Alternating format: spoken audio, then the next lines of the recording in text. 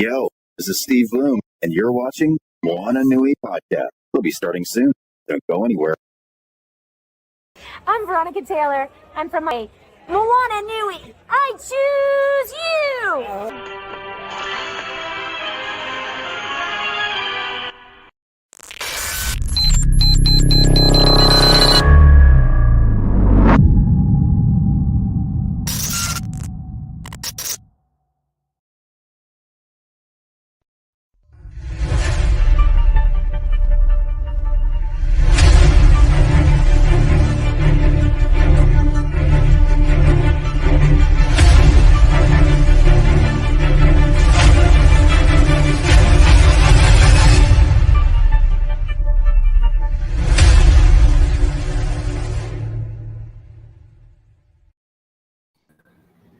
Aloha, everyone. Thank you for tuning in for the Moana Nui Podcast. As you can see, we have our panel all ready to go. So I am going to give the quick introduction of our panelists because we have one of our other panelists with us today. We have both James Furious and Candaysee here. Joy unfortunately has business going on this weekend, so she's traveling for business, so she's not joining us today. But we definitely look forward to having her next month on the sports panel. So, of course, I am not going to hold things up. I'm going to go ahead and hand it over to our panelists so they can go ahead and get down in the nitty gritty of the good, the bad, and the ugly in the sports community and everything that's going on in sports. So, I know James was talking about diving first into basketball. Yeah, because obviously it's the elephant in the room. Since the NBA season has started, I personally don't recognize basketball until the All-Star break because it's well past the Super Bowl. It's still football season for me. Unfortunately, with the start of the basketball season, something has happened. And in case you have been hiding under a rock, I will give a brief synopsis. And first and foremost, let me say that I am not a fan of Kyrie Irving in any way, shape, or form. I am at best indifferent to him as a person and a player. So I do not support, endorse any of his personal views, his agenda, whatever it is whatsoever. So let me get that out the way to begin with. And secondly, I am a love everybody type person for the most part. I typically tell folks I hate people, which sometimes I do. This is one of those situations where I hate people all around. So a little bit of background on Kyrie Irving. He likes to consider himself an enlightened thinker, new age, outside the box thinking process. That is a debate we're not going to have tonight. Flat Earth. Unfortunately, yes, he is a flat earther, which is probably what turns me off to him more than anything else, which is why I distance myself from anything where his name pops up. But he is of a large group of people, theologians, historians, whatever you want to call them, who believe that, and this is not an old belief. This is not, I mean, this is an old belief. This is nothing new, but he is of a sect of people who believe that the first Hebrews, Jews, if you will, were Africans, which is not uncommon, right? Study your religion, study your history. You will see that there is some truth and some credence to that. That's not a far-fetched thing. So he pushes on his social media a lot about that. Now, this is where he's aloof or stupid, in my opinion. You have 4 million followers. You are a celebrity. You have a responsibility of what you post, whether you agree with it or not, to put context to what you put out there. He posted on Twitter a link to a movie on Amazon called From Hebrews to Negroes, a documentary film about Africans being, a group of Africans being the first Hebrews, Jews, whatever have you. Unfortunately, those in the Jewish community identify this movie. I shouldn't say unfortunately, but large swaths of the Jewish community view this documentary film as anti-Semitic because it has quotes about the Jewish community from Hitler. I don't need to give you a history lesson about Hitler. If you don't know about him, you're don't definitely living under a rock. That's what Google is for. So Kyrie, with zero context, just posted a link to this documentary that's on Amazon on his Twitter page. And after one of their recent games in which they lost, he was asked about the tweet. And I watched the entire exchange, which is roughly about 6, 7, 8 minutes long. Yep. Nothing he said in that interview was anti-Semitic. So that's the first thing. A lot of people are saying, like, he said anti-Semitic things in the interview, so he should be canceled. One, no, he didn't. There was nothing he said in there that was anti-Semitic. He answered the person's questions because at one point, one of the reporters basically just took over the entire interview, and he was the only one asking questions and wanted to take him to task on his responsibility of posting the link. That part I don't have a problem with. Kyrie answered in his usual Kyrie way. He wanted to dissociate the docs, basically saying, I'm not the one who made the film. I didn't put it out there. That's just, it is what it is. I didn't make the documentary. I just posted a link. I don't understand why y'all coming at me. Well, again, this goes back to what I said earlier. You have 4 million followers on Twitter. You have influence, whether you like it or not, positive or negative, you have influence over at least 4 million people. Yeah. So when you post something, 4 million people are going to be like, oh, yeah, let me go check this out. Yeah. Now, form your own opinions about the documentary. I haven't watched it. I have no intentions on looking at it. I know a bit about the theology and the history as far as, I guess, what they're trying to say. But when you start using quotes of Hitler to support your position, I've got problems with that. So it goes on. Kyrie gets frustrated because he doesn't feel that he should be taking a task about a post that he feels is just random information he's putting out there. But at this and wants to be like Joe Blow, who has like a following of 12. Like, yes, if Joe Blow, who has a following of 12, posted this link, no one would care. But you are an all-world, all-star player in the top professional basketball league of the world. Mind you, one of the 2 most dominant global sports on the planet under soccer. So everybody knows who you are. You can't post things and say, why can't you treat this like Joe Blow with 12 followers? Because you ain't Joe Blow with 12 followers. Right? So, yeah, I come down on him for being a knucklehead and an idiot, basically, on the post, because you posted something because he even admitted he didn't even watch the documentary. There are bits and pieces of it that I guess he came across or whatever in some other research he was doing, and that's how he found the documentary. So he posted the link to the documentary. He hasn't watched it. Why would you post something you haven't watched, not knowing what's in there? Right. And then you want to kind of double down like it's not my fault what's in there. I'm not saying what they're saying. I'm not endorsing it, but you kind of are. Because you posted it, looks like you're supporting whatever message is in said documentary. Now, he was suspended for a minimum of 5 games initially. And then the Nets came out and gave him a laundry list of things to do after he had already apologized. Because after the first game he missed, the next practice he was interviewed. That night before the next practice where he was interviewed or whatever, he put up another post on social media. I can't remember if it was Instagram or Twitter, but he apologized to the Jewish community. He said, I'm sorry for my post that's taken down. If I offended anybody, for offending people in the Jewish community, I don't spew hate or anything like that. All right, he apologized. Should be a non-story. We moving forward. The league hasn't done anything, but all the talking heads around sports are coming down on him.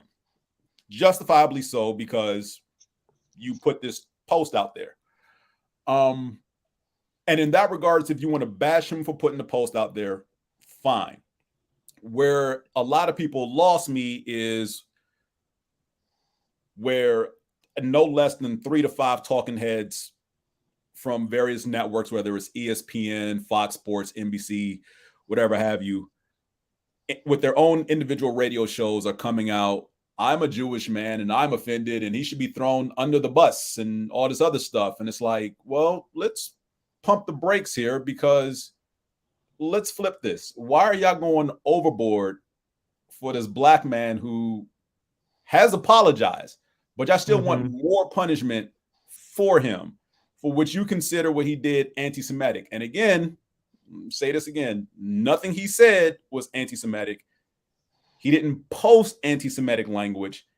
You can call the documentary anti-Semitic, fine. He himself has not done anything that can be remotely considered anti-Semitic in any way, shape, and form. He hasn't. He hasn't.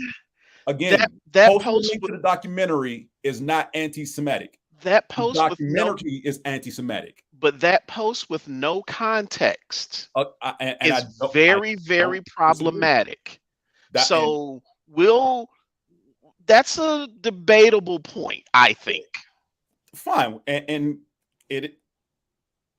you're right. It can be a debatable point. I don't see it as anti-Semitic because, again, like you said, there's no context to the post. He just put the link out there, which again was stupid. But if that's what you're calling anti-Semitic, miss me with that, because he didn't say all Jews, blah, blah, blah, blah, blah. He's never said that or posted that in any way. The link to the doc, yes, problematic. But that's not the same thing as him actually tweeting out or putting on Instagram all Jews something negative. The Nets themselves, because the league hasn't suspended him, the Nets have suspended him and his suspension again is a minimum of 5 games until he does the following, because I had to pull this list up. This is just insane. Issue an apology for posting the link to the movie on October 27th when he posted it, condemn the harmful and false content, and make clear that he does not have anti-Jewish beliefs. Complete the anti-hate calls that Irving, the Nets, and the Anti-Defamation League agreed upon in their joint release on November 2nd, including a $500,000 donation towards causes and organizations that work to eradicate hate and intolerances in communities. Complete sensitivity training created by the Nets. Complete anti-Semitic, anti-hate training designed by the Nets. Meet with representatives from the Anti-Defamation League as well as Jewish community leaders in Brooklyn. And after completing 1 through 5, meet with the owner, Joe Tsai, and lead franchise officials and demonstrate the lessons learned and the gravity of harm caused in situation is understood, and provide assurances that this type of behavior will never be repeated. I'm sorry. He's doing more than some of these other ones that have done on rape charges and everything and been found guilty, and they're not doing any of this stuff. None of it. Now that is the most. They're doing the most. Sorry, go ahead, sir. No, you're absolutely right. They are doing the most, because I can count. Can we just go over the number of white athletes who have dropped the N-word in public, private, whatever have you, and they've never had to go through any of this? Owners. We're not talking about owners. I'm sticking with players right now. I'm sticking with players right now, because as you can see, I'm wearing the Eagle shirt. Famously, what was his name? Riley something. Yep. Something Riley, wide receiver for the Philadelphia Eagles, who played about a decade plus ago, was at some type of concert, Kenny Chesney concert or whatever like that. And he was caught on camera saying, "I will fight every N-word up in here." Right. The league did nothing. The team only advised, he didn't have to, they advised he go to sensitivity training. If I recall correctly, he paid a fine of maybe $5,000. But not to know organizations. But it's not like he had to go before the Eagles owner, Jeffrey Lurie, and, demonstrate that he's learned his lesson. He didn't have to go through different NAACP groups and fund them in any way or demonstrate to them or do any type of sensitivity training with them. But Kyrie has to do this. Like, again, he deserves to be dragged for posting the link. Yeah, I get that. I'm not dismissing that at all. Yes, he deserves to be dragged for that. This is like overkill. And, I've had discussions with my sister because she's the one that initially brought this to my attention a couple of weeks ago when it all happened. And I'm like, this is something I was going to look into. Let me dive deeper. Just like, I'm lost. I'm not going to say I'm lost. This is typical because basically what this boils down to is no matter how much status you get as a person of color, you also have to remember who are the people in power, because when you offend them, they want you to bend over backwards and do 500 things because, again, he apologized. Mm-hmm. But the Nets didn't like his apology because the owner is a Jewish man. Yes. And his apology is very similar to all these other players' apologies that they've done. Same format, but none of the backlash. James, one thing I will say though is honestly, and again, as we examine each piece of what's going on, I listened to the apology. Even I was kind of like, really? That's all you got to say? The post. No, I'm not talking about his verbal apology in front of camera. Because that, to me, the verbal apology in front of the camera is where he should have done his best work. Mm. And you have to. So, and again, this is not caping up for Kyrie, but I know, I get you. Seeing him in interviews and the way he addresses folk, he acts like, or he carries himself as being smarter than everyone else in the room. Mm-hmm. He does be a flat earther. So for his, and I get a lot of people like what he showed on camera the next day after the post he put up the night before was not good enough. He was never going to expound upon the post he put up the night before. Oh no, we all know that. As far as he's concerned, I apologize. And to his point, yes, he did. He apologized.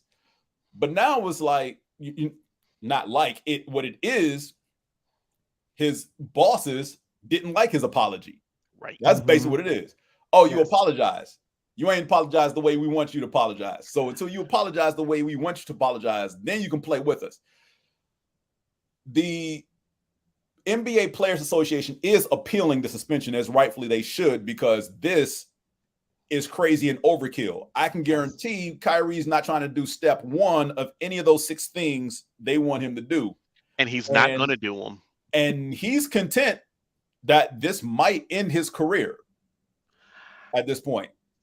I don't think it's going to end his career. It's going to end his career with the Nets. Oh, it's going to end his career because you have to understand that the Nets owner is not the only Jewish owner in the league. True. Okay, there are several others. Because after the initial exchange with him and the reporter, the next game he played, courtside seats, you can see a row of Jewish men wearing yarmulkes and had on shirts that said "Stop anti-Semitic speech" or "Stop anti-Semitic hate." All of them in the front row, and those aren't. I don't know if anybody sat courtside, but mortgage your house for a ticket for a courtside seat. Yeah, pretty much. And like I said, it was like do some other things, but we're not going to talk about that. I mean, you can sell kidneys on the black market. But no, that's not what she's referring to. Things that got a certain owner removed from the league. Well, it is after dark, but still. Yes. We can talk about that. It's after dark, like you said. Look, we can bring up Donald Sterling and, that entire BS. No, we can't. Let's not do that. I mean, we're not going to, but we all know what happened there. Yeah. We know what happened there. I'm sorry, Mac. I didn't see you drinking there. It's fine. But please. I've laid out everything that it is up until this point. You two, please chime in. My only and again, I don't disagree with anything you've said. My only context that I would want to, something happened off camera. Sorry. My only context that I would provide is, again, and we know he was never going to put on the show that they want him to put on. But dude, come on, that apology. And again, my two issues with this. One, you posted that link without context. And you know how I feel about people who like their own Facebook posts. So to me, when you post something without context, that's a tacit endorsement. True. To me, that's a tacit endorsement. And I get that. I get now, that. Something that I heard Unc say, everybody doesn't know they call him Unc, Shannon Sharp say was, had he come out and said, I'm sorry, when I made the post, it was purely to provide some educational reference about my people. I didn't realize it had these anti-Semitic points in the film. To me, I don't think that would have completely smoothed it over, but I think that amount of context would have gotten him a lot further in this case, or in this issue, I should say. True. But again, we are talking about somebody who believes the earth is flat. So I don't expect, and anytime he comes up, I'm going to run that into the ground because I need people to understand this man thinks the earth is flat. He thinks there are giant ice walls at the edge to keep you from falling off and seeing that the earth is flat. So we know not to expect too much in the realm of sincerity from him because, again, he thinks the earth is flat. But again, that post without any context, to me, is a tacit endorsement of what is in that film. He may not at all feel that way, but he provided no context. Right. And again, my perspective is if you post something without context, you're endorsing what you post. So yeah, that's the one thing I would want to add into the discussion because you pretty much laid everything out perfectly. But there's that one little piece that I want to add in. So I agree with you guys. The only thing that I see Kyrie Irving probably the same way that you guys do. When he comes on, I just roll my eyes. But you have to remember when we were growing up, there was somebody else who said, I'm not a role model. Charles Barkley. And so Kyrie Irving, basically, his apology was like, I'm sorry, y'all mad. Right. And I agree with you, Mac. When you post something, you are responsible for what you post. But as the average person, because I'm going to talk about the average person in life, the average person in life doesn't think that way. I mean, I do, but the average person in life does not think that way. They just see a little snippet. They're like, oh, that's something that I agree with. And they just post. Half the time people don't even go back and look and see and whatever, like you guys said. So Kyrie Irving is that same type of person. We've seen it time and time again from him. So this did not surprise me at all. When they gave him the laundry list, that's where I said they went a little too far. That's where I kind of agree. I absolutely agree with you, James, on this, because if somebody had said something, they have done it. Your example about the Eagles guy 10 years ago, I mean, life was different 10 years ago than it is now. So, of course, he just got a slap on the wrist. But now, even now, if somebody said something about a Black person, now they would not have given them a laundry list of things that they need to do. And it's just because we don't get the respect that any other type of person gets. Anybody in this world. It doesn't matter what, if you're Black, you just don't get that respect. And so I was not surprised at anything that they did for him. And I just think that his career is going to be over. I don't think he's going to do it because Kyrie Irving is who he is, and he's going to basically give them the middle finger and be like, I made enough money. I don't have to do this. I can go play ball overseas and make way more money and be good. And if he does that, good for him. I don't agree with anything that he said. I don't agree with anything that he posted, but that's Kyrie. That's him.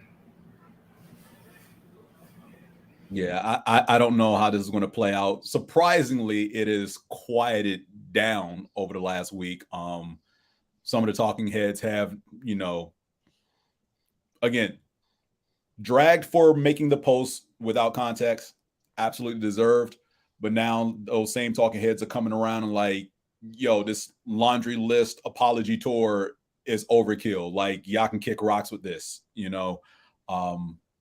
And they're absolutely correct. And once they said that, it's kind of like, the higher ups is like, okay, enough of this Kyrie thing. We don't want to talk about it anymore.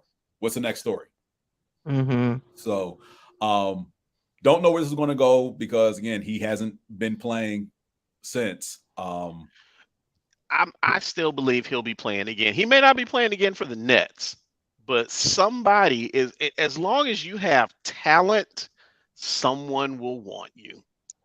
Like Candaysee said, someone overseas, especially, they pick up a lot of players that leave from NBA and they go right overseas and make that money. Oh no, I think he's going to be back in the NBA. Oh, I think he's going to be right back in the NBA. I agree a little bit. I don't think if he is completely suspended from the league, I honestly don't think it'll be more than a year. Well, again, remember, the suspension is a team suspension, right, not a league, which is why the Players Association is appealing it, because the suspension is one thing. The list of things he has to do is like, y'all bugging, and, yeah. You would think Brown, the league would have sent that. Right. Because if the league would have done anything, which I don't think the league would have, because, again, the commissioner of the league is also a Jewish man, and he pretty much spoke out and was like, I'm not happy about this. And that was it. He ain't tried to do some deep dive and think piece or whatever like all the other talking heads try to do. Like, I'm a Jewish man and I'm upset because blah, blah. And again, it's your right to be upset. But some of them went down rabbit holes is like, Kyrie ain't saying none of that, what you talking about right now. Like, you way off into the deep end when no one is. Not as batshit as Kyrie is, he ain't even that deep. Like, where you are is somewhere crazy outlandish.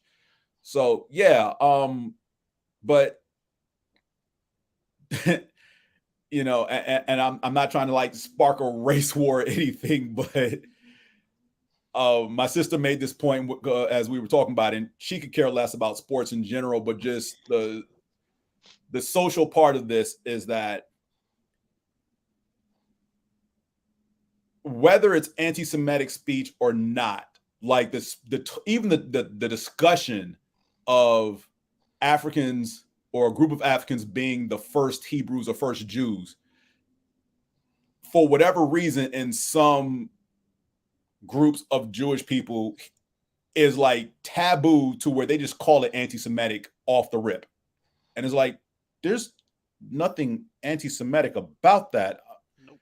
You truly know your history and the region in which a lot of the stories of the Bibles took place. One, Jesus wasn't white. Let's start there. Skin of bronze and hair of wool. Even in that faith where they consider him a prophet and not the Messiah, it's still the same description. Skin of bronze and hair of wool does not sound like a white man in any way, shape, or form in any context. We don't talk about that part. No. Just a little bit. Just a little bit. So I mean, I just, and again, I'm not trying to dig in and like bash anybody's religion, but I'm just saying, like, at the very minimum, know your history. Yeah. And what you're talking about when you want to be upset about certain things. And I get it. Some things you want to talk about may make you uncomfortable. So what? It actually happened. And look, I was raised Catholic, which falls under Christianity, and I bashed the hell out of Christianity for pretty much 90% of the problems in the world to begin with. And they ain't innocent in this. But at the same time, I'm not under any delusions about what people have done in the name of the religion I grew up and was raised in. Because the atrocities are countless. And I'm not saying that of Jewish people, but to dismiss who Jesus actually was or what he looked like to fit your narrative of what the first Hebrews and Jews were and call that anti-Semitic is insane. Like, why are you sweeping something that's fact, has been proven by those of your own faith and historians of that region, and want to sweep it under the rug and be like, well, that's anti-Semitic? No, it's not anti-Semitic. Jesus was not a white dude. I think it comes down to people don't know the definition of words. That because if we define anti-Semitic, it just means hostile to or prejudiced against Jewish people. Mm-hmm. And nothing, Kyrie said, having that belief falls under anti-Semitism. Having a discussion on the origin of peoples does not sound like a hostile conversation to me. Mm-hmm. It's not. It's that to me is a which one is the science of the history of the origins of people? That's not paleontology, is it? I think so, yeah. That to me, that's what that conversation is. It's a paleontology conversation because we're just discussing the origins of a people. Mm-hmm. Mm-hmm. So that's all I got on that one. I just wanted to get out the way first because I want to end on a happy note because there's actually some good stuff going on in sports. I don't know in basketball, but because again, for me, is like, again, if this hadn't happened and someone was like, basketball season started, I'd be like, really? Huh? Who's playing on Sunday? Well, basketball did just start, so there isn't a lot to go by.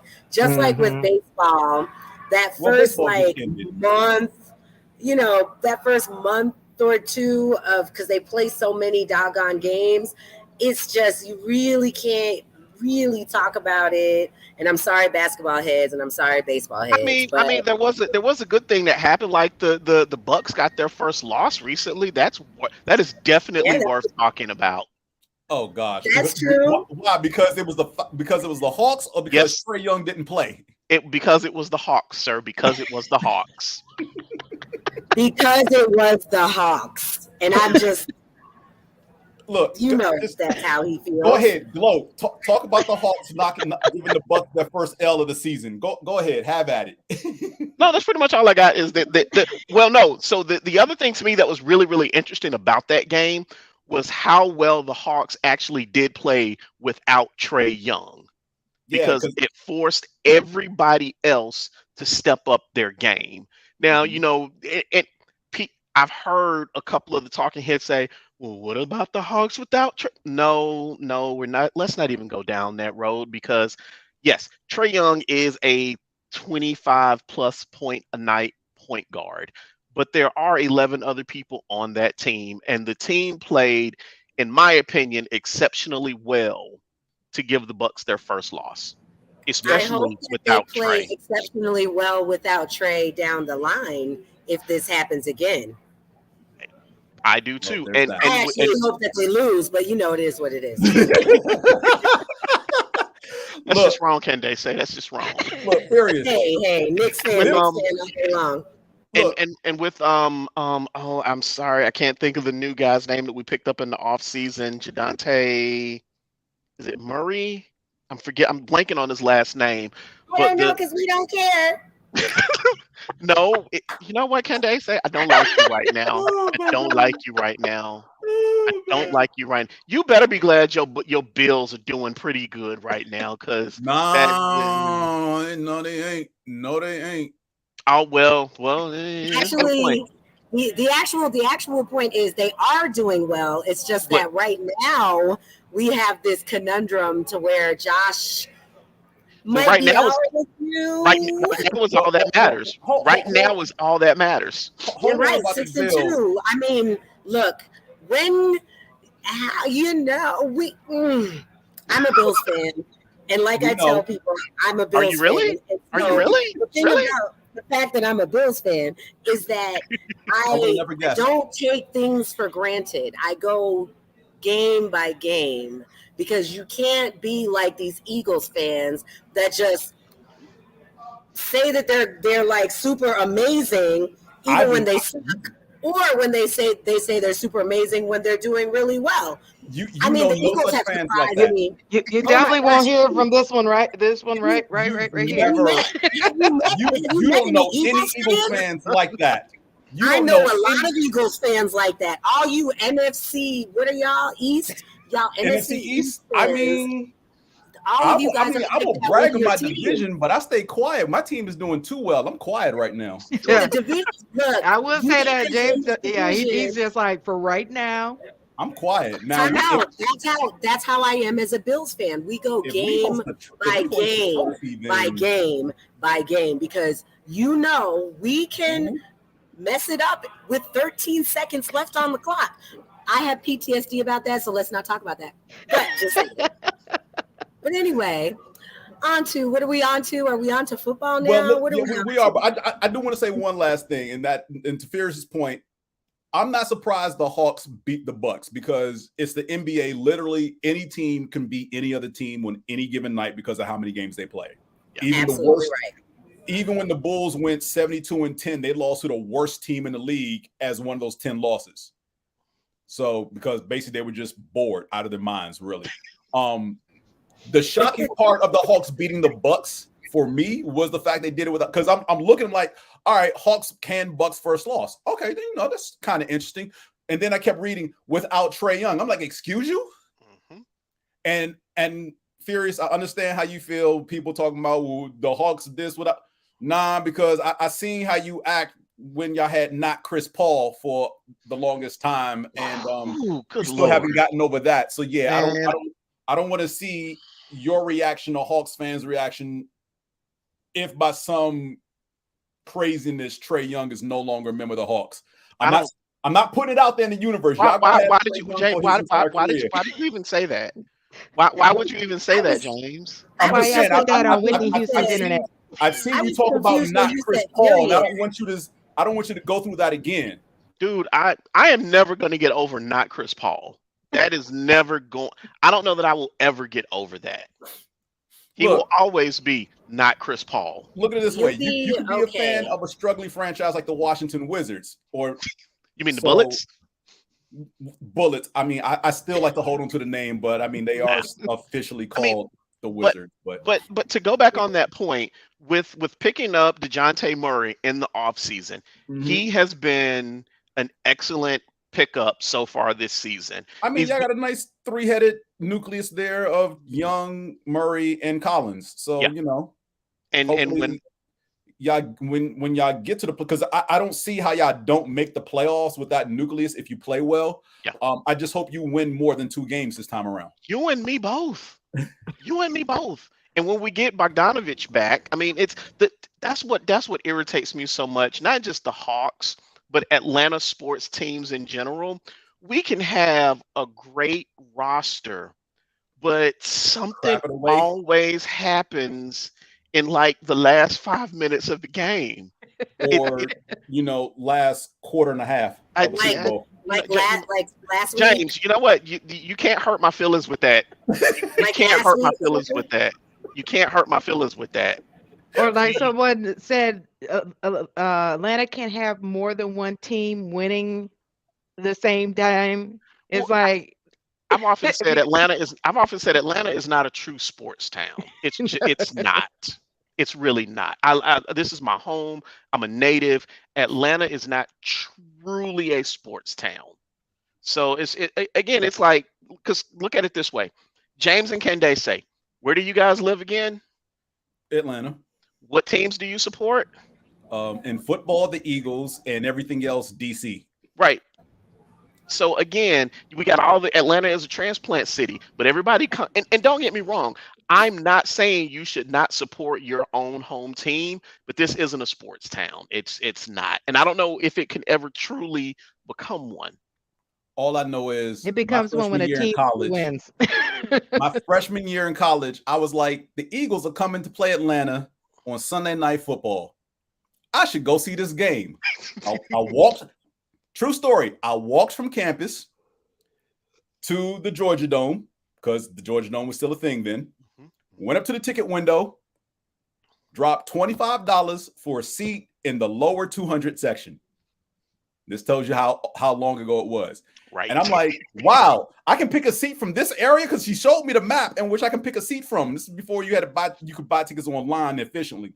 So I'm like, oh, well, give me something real close up front then. She was like, all right, cool, we got you. $25 money down, go. All right, I'm thinking, going to this game, it's going to be crazy Atlanta fans there, because I remember a couple of years ago when I was in a couple of years before when I was in high school, and Atlanta, Deion Sanders was still with Atlanta. Unfortunately, Washington beat them in the playoffs. Hammer was on the sideline. And I'm thinking to myself, Atlanta must really love their football team for these dudes on the sideline to be jumping around like this or whatever. Here it is, 2 some odd years later. I'm a freshman in college. I get to the game that Sunday night. This is not a lie. I can't remember how many seats are in the Georgia Dome. I do know 1/3 of the seats were filled.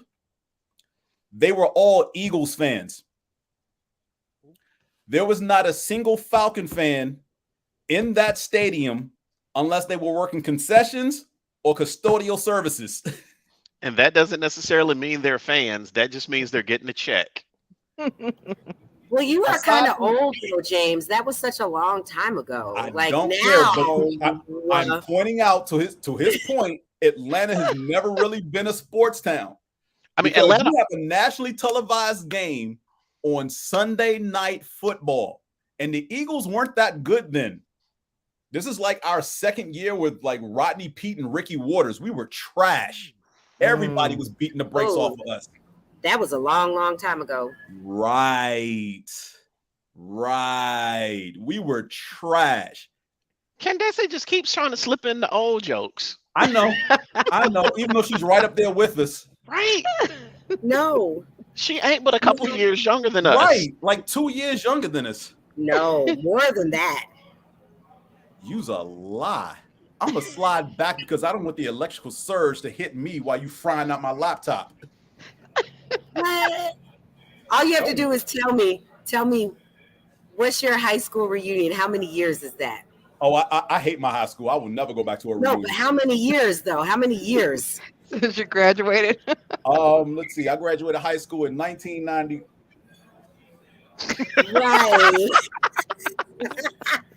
That year. I mean, I will say my bestie reminded me the other day, we got together and she said, next year is 25 years. I was like, oh, yeah. Mm-hmm. So I know you guys are pushing 30. You shut your face. Especially Mac. Mac is pushing 30 years. I know he is. You don't know anything. You know what? Let's get on football right now because we're going to get to your Bills shortly. Right. But the big story this week in football, which happened on Tuesday, which came out of left field and shocked literally every breathing person who supports the sport in any way, shape, or form. ESPN personality Jeff Saturday was named the interim head coach of the Indianapolis Colts after they fired former head coach Frank Reich on Monday. Reich had a winning record, 40-33-1. Unfortunately, he had like 7 starting quarterbacks in the 3+ years he was head coach. Not entirely his fault. He had luck for 1 year. Unfortunately, they went out and got Phillip Rivers, who was trash at that point. Then they went and got a broken down shell of Carson Wentz, and other dudes started when those people had injuries, whatever. And this year, they started with Matt Ryan. He tore a rotator cuff, I think, in his throwing shoulder. They decided to bench him for the rest of the season, and they started their rookie Sam Eilinger, or second-year player Sam Eilinger, because I don't think he's a rookie. I think he's a second-year player. Anyway, the performance this past Sunday saw them get beat down by the Patriots 26-3, in which they barely generated 100 yards of total offense. So that's why he got fired. Here's where people are losing their minds. Remember, I said former ESPN personality Jeff Saturday. Yes, you did. Jeff Saturday, good guy that he is, that everybody will espouse to, can't say a bad thing about him. That's perfectly fine and well. Has 0 coaching experience on a college or professional level.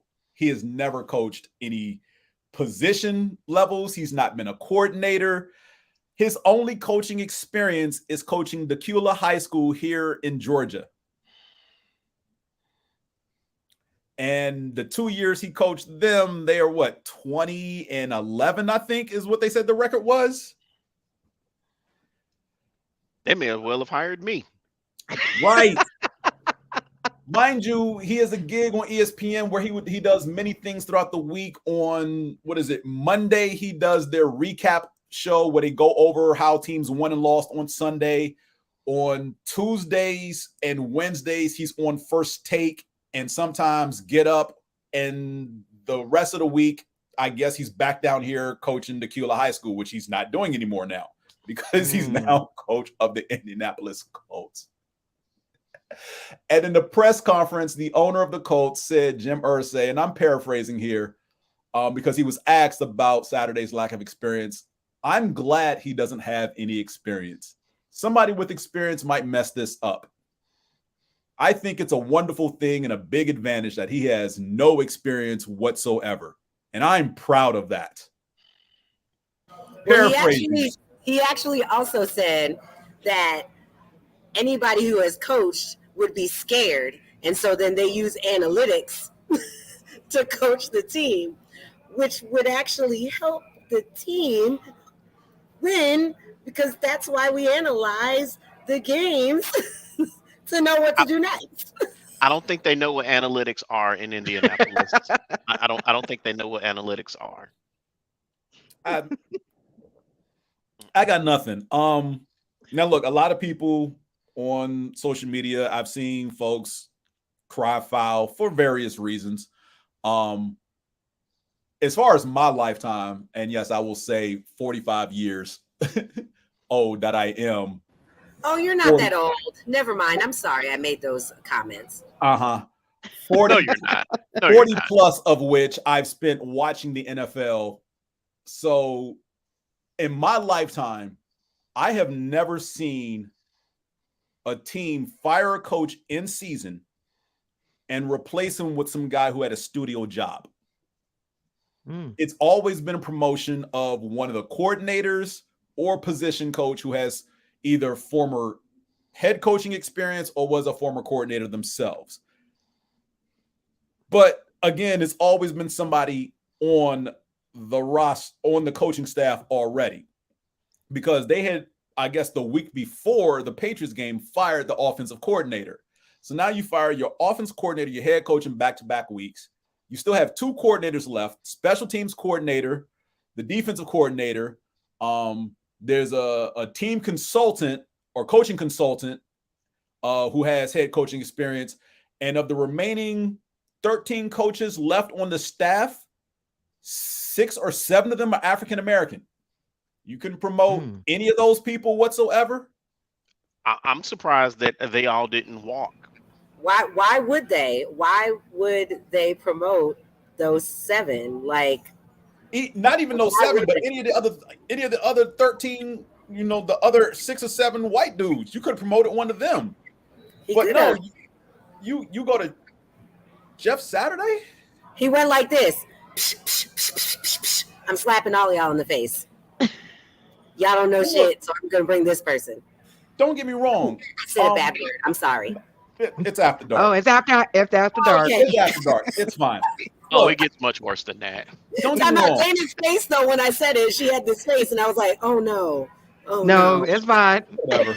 We said, trust me, worse has been said. It probably will be said before the night is over. Absolutely will. But in every interim situation, more times than not, the coach is not retained. I get that.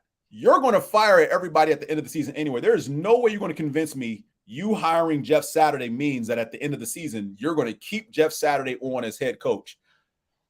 Because if I'm anybody on that coaching staff, black, white, whatever, I'm leaving. Again, I'm surprised they haven't left already. Well, coaching, I will say this, coaching is one of those jobs where it's like the only way you leave is on your own terms, or at least the only way you leave. Yeah, if you want to leave, it's because you want to. Most people will coach basically their careers into dirt and wait to get fired because it's, for whatever reason, it's better that way. I'm just saying, you brought in somebody who I know. Yeah, I know. Trust me, I get it. Yep. Mm-hmm. Well, here's the thing. I was having this conversation, and at the end of the day, though, he said yes. Yeah.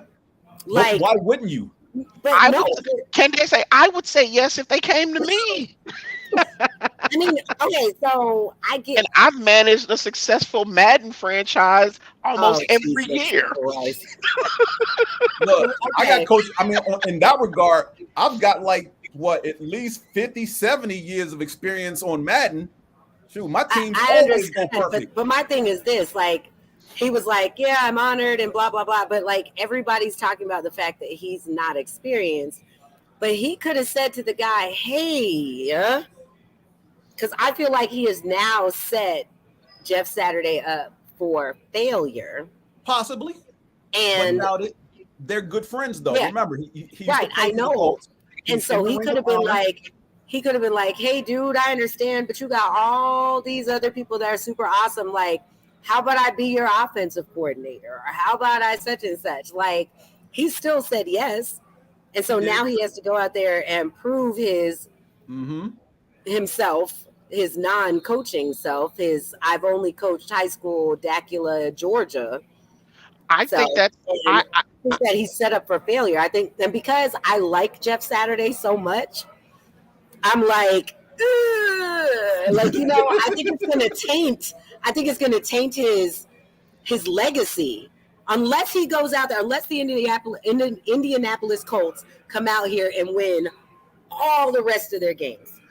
Can they say they could lose every game the rest of this season and he gets fired at the end of the season? It's not going to taint his legacy because at the end of the day, his response is going to be, what did you expect? I've never coached an NFL franchise. And then somebody is going to say, well, why didn't you say no? And his reply is going to be, you want me to say no to my dream job? Are you serious? This will not taint his legacy. If anything, it gives him an easy way out of being held accountable for anything. Makes sense. But I hear what you're saying. I truly do. But again, the fact that he has no experience, that's his easy out. What did you expect? I've never done this before. Not only that, but the lack of experience being his crutch if and when it all falls apart. Cool. He's going to get on the job training because while he's the head coach, he's not going to be calling plays. The quarterback's coach is going to assume play calling duties.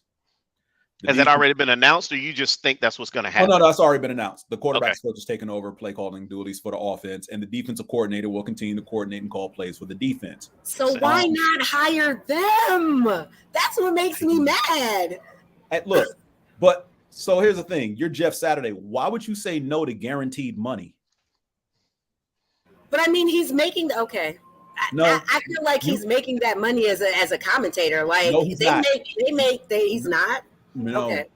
They might make commentators might make a few $100,000 a year as former players. NFL coaches make multi-million-dollar. Again, the Falcons could come to me and say, you know what, Furious, we want to give you a shot to take over the rest of the season. We'll give you $8 million. You think I'm going to say no to coaching my franchise and getting $8 million?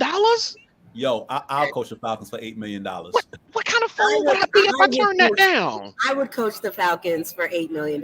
Shit. So again, give me $3 million, and I would still coach them, and they would probably turn it around a little bit. So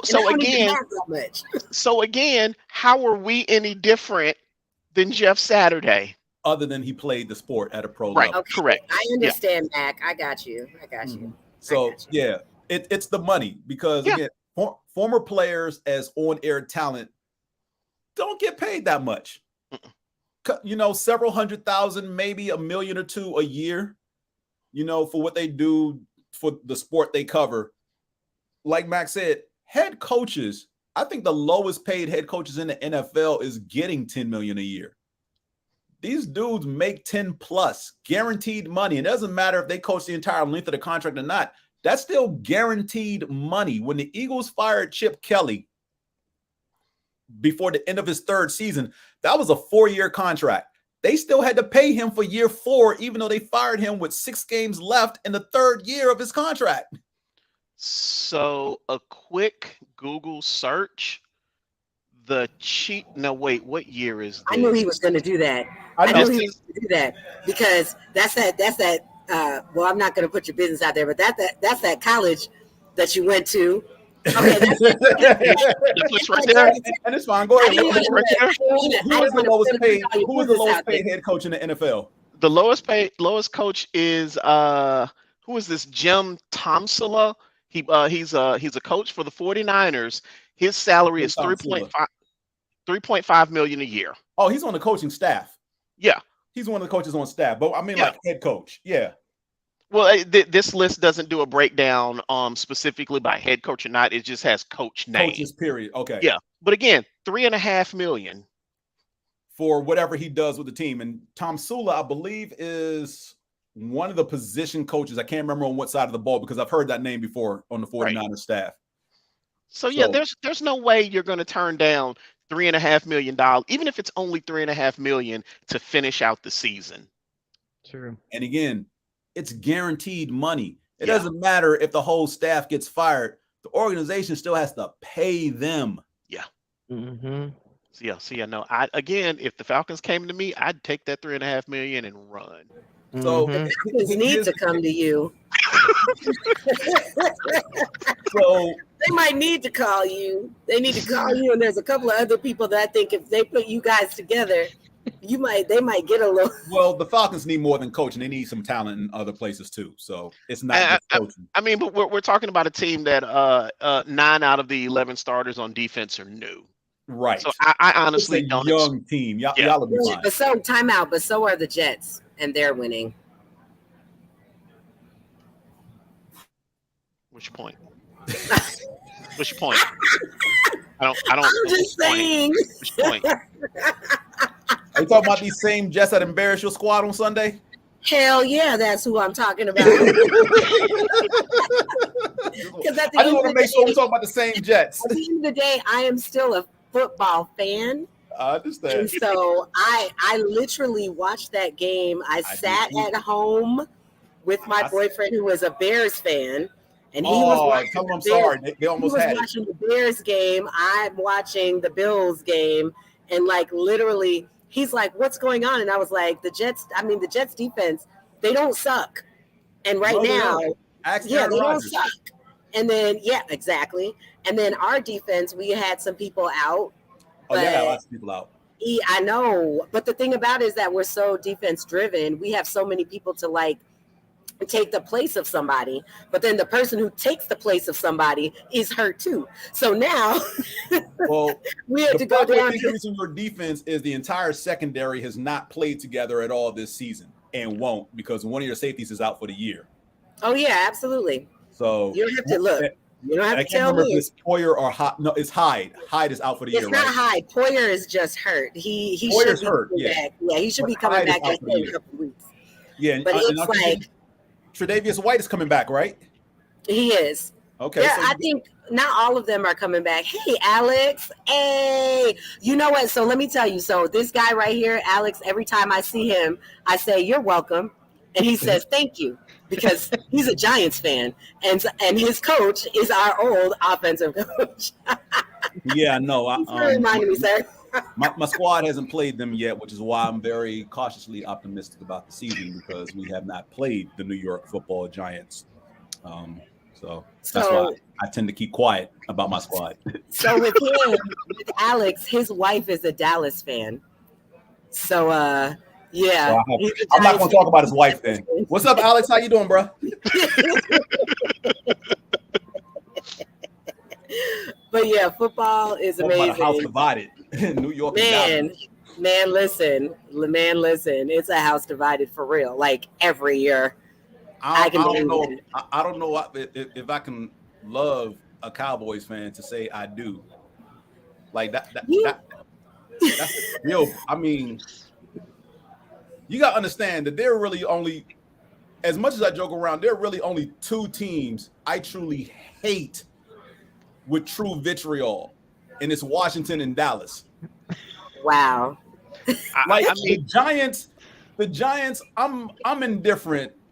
What they do is what they do, and 9 times out of 10, it doesn't really impact the Eagles too much, even if we play head to head. But Washington, because I grew up there and I had to deal with their BS pretty much my entire life growing up, and they tried to force me to become a Washington fan. he didn't know at the time.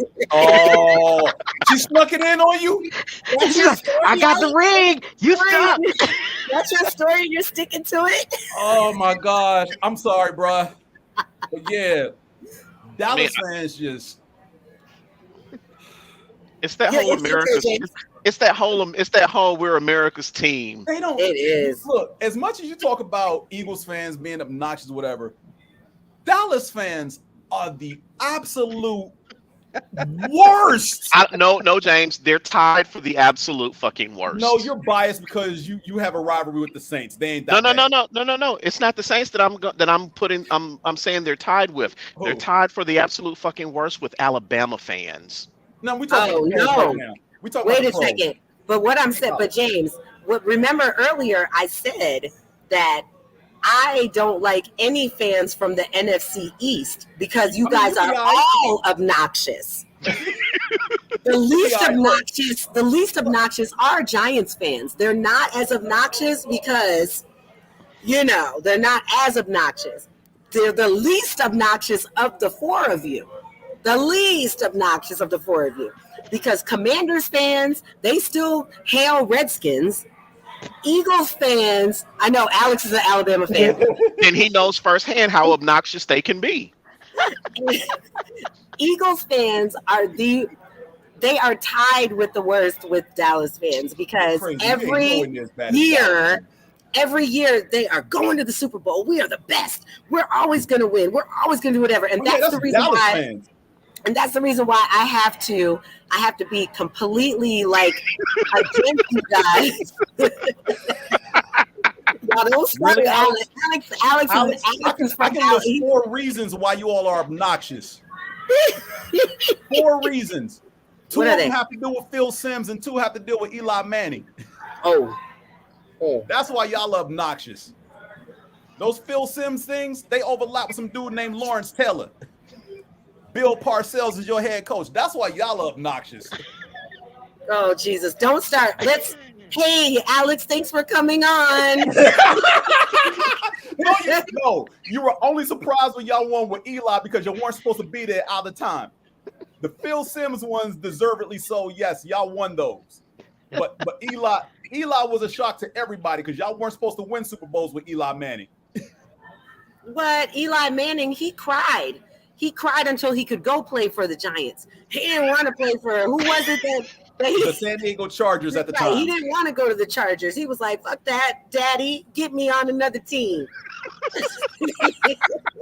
That is true. And that's what happened. I mean, but truth be told, does anybody really want to play for the Chargers? I mean, some of the Chargers don't want to play for the Chargers because, look, I remember there was a period of like 5 or 6 years where the Chargers always had the best team on paper. And that was it. And pissed away a shot at the playoffs. Forget the Super Bowl.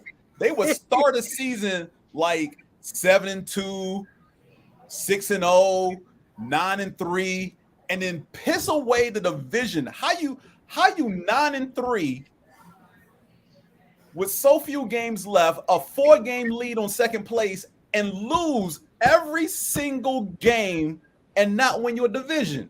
Fooling fans, getting LL Cool J making commercials for y'all. I know y'all remember them LL Cool J commercials. Oh, you guys are the worst. You're welcome. Before we get into the good stuff as far as how teams are doing respectively, there was some breaking news today with, as we just mentioned, the Washington Commanders.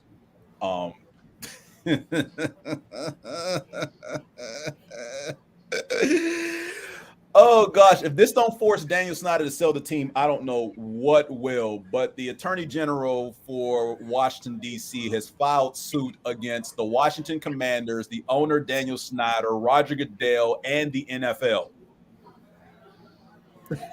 I didn't hear that. Okay, talk to me about this.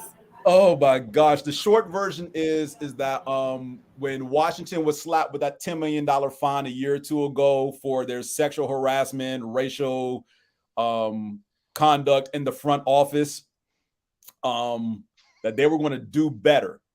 And the AG claims that they lied. They haven't done better. They haven't upheld their end of the bargain with the DC fan base. And that's why he's filing suit against them and saying that the league and the commissioner were complicit and said sweeping it under the rug and basically blowing it off as nothing with the $10 million fine.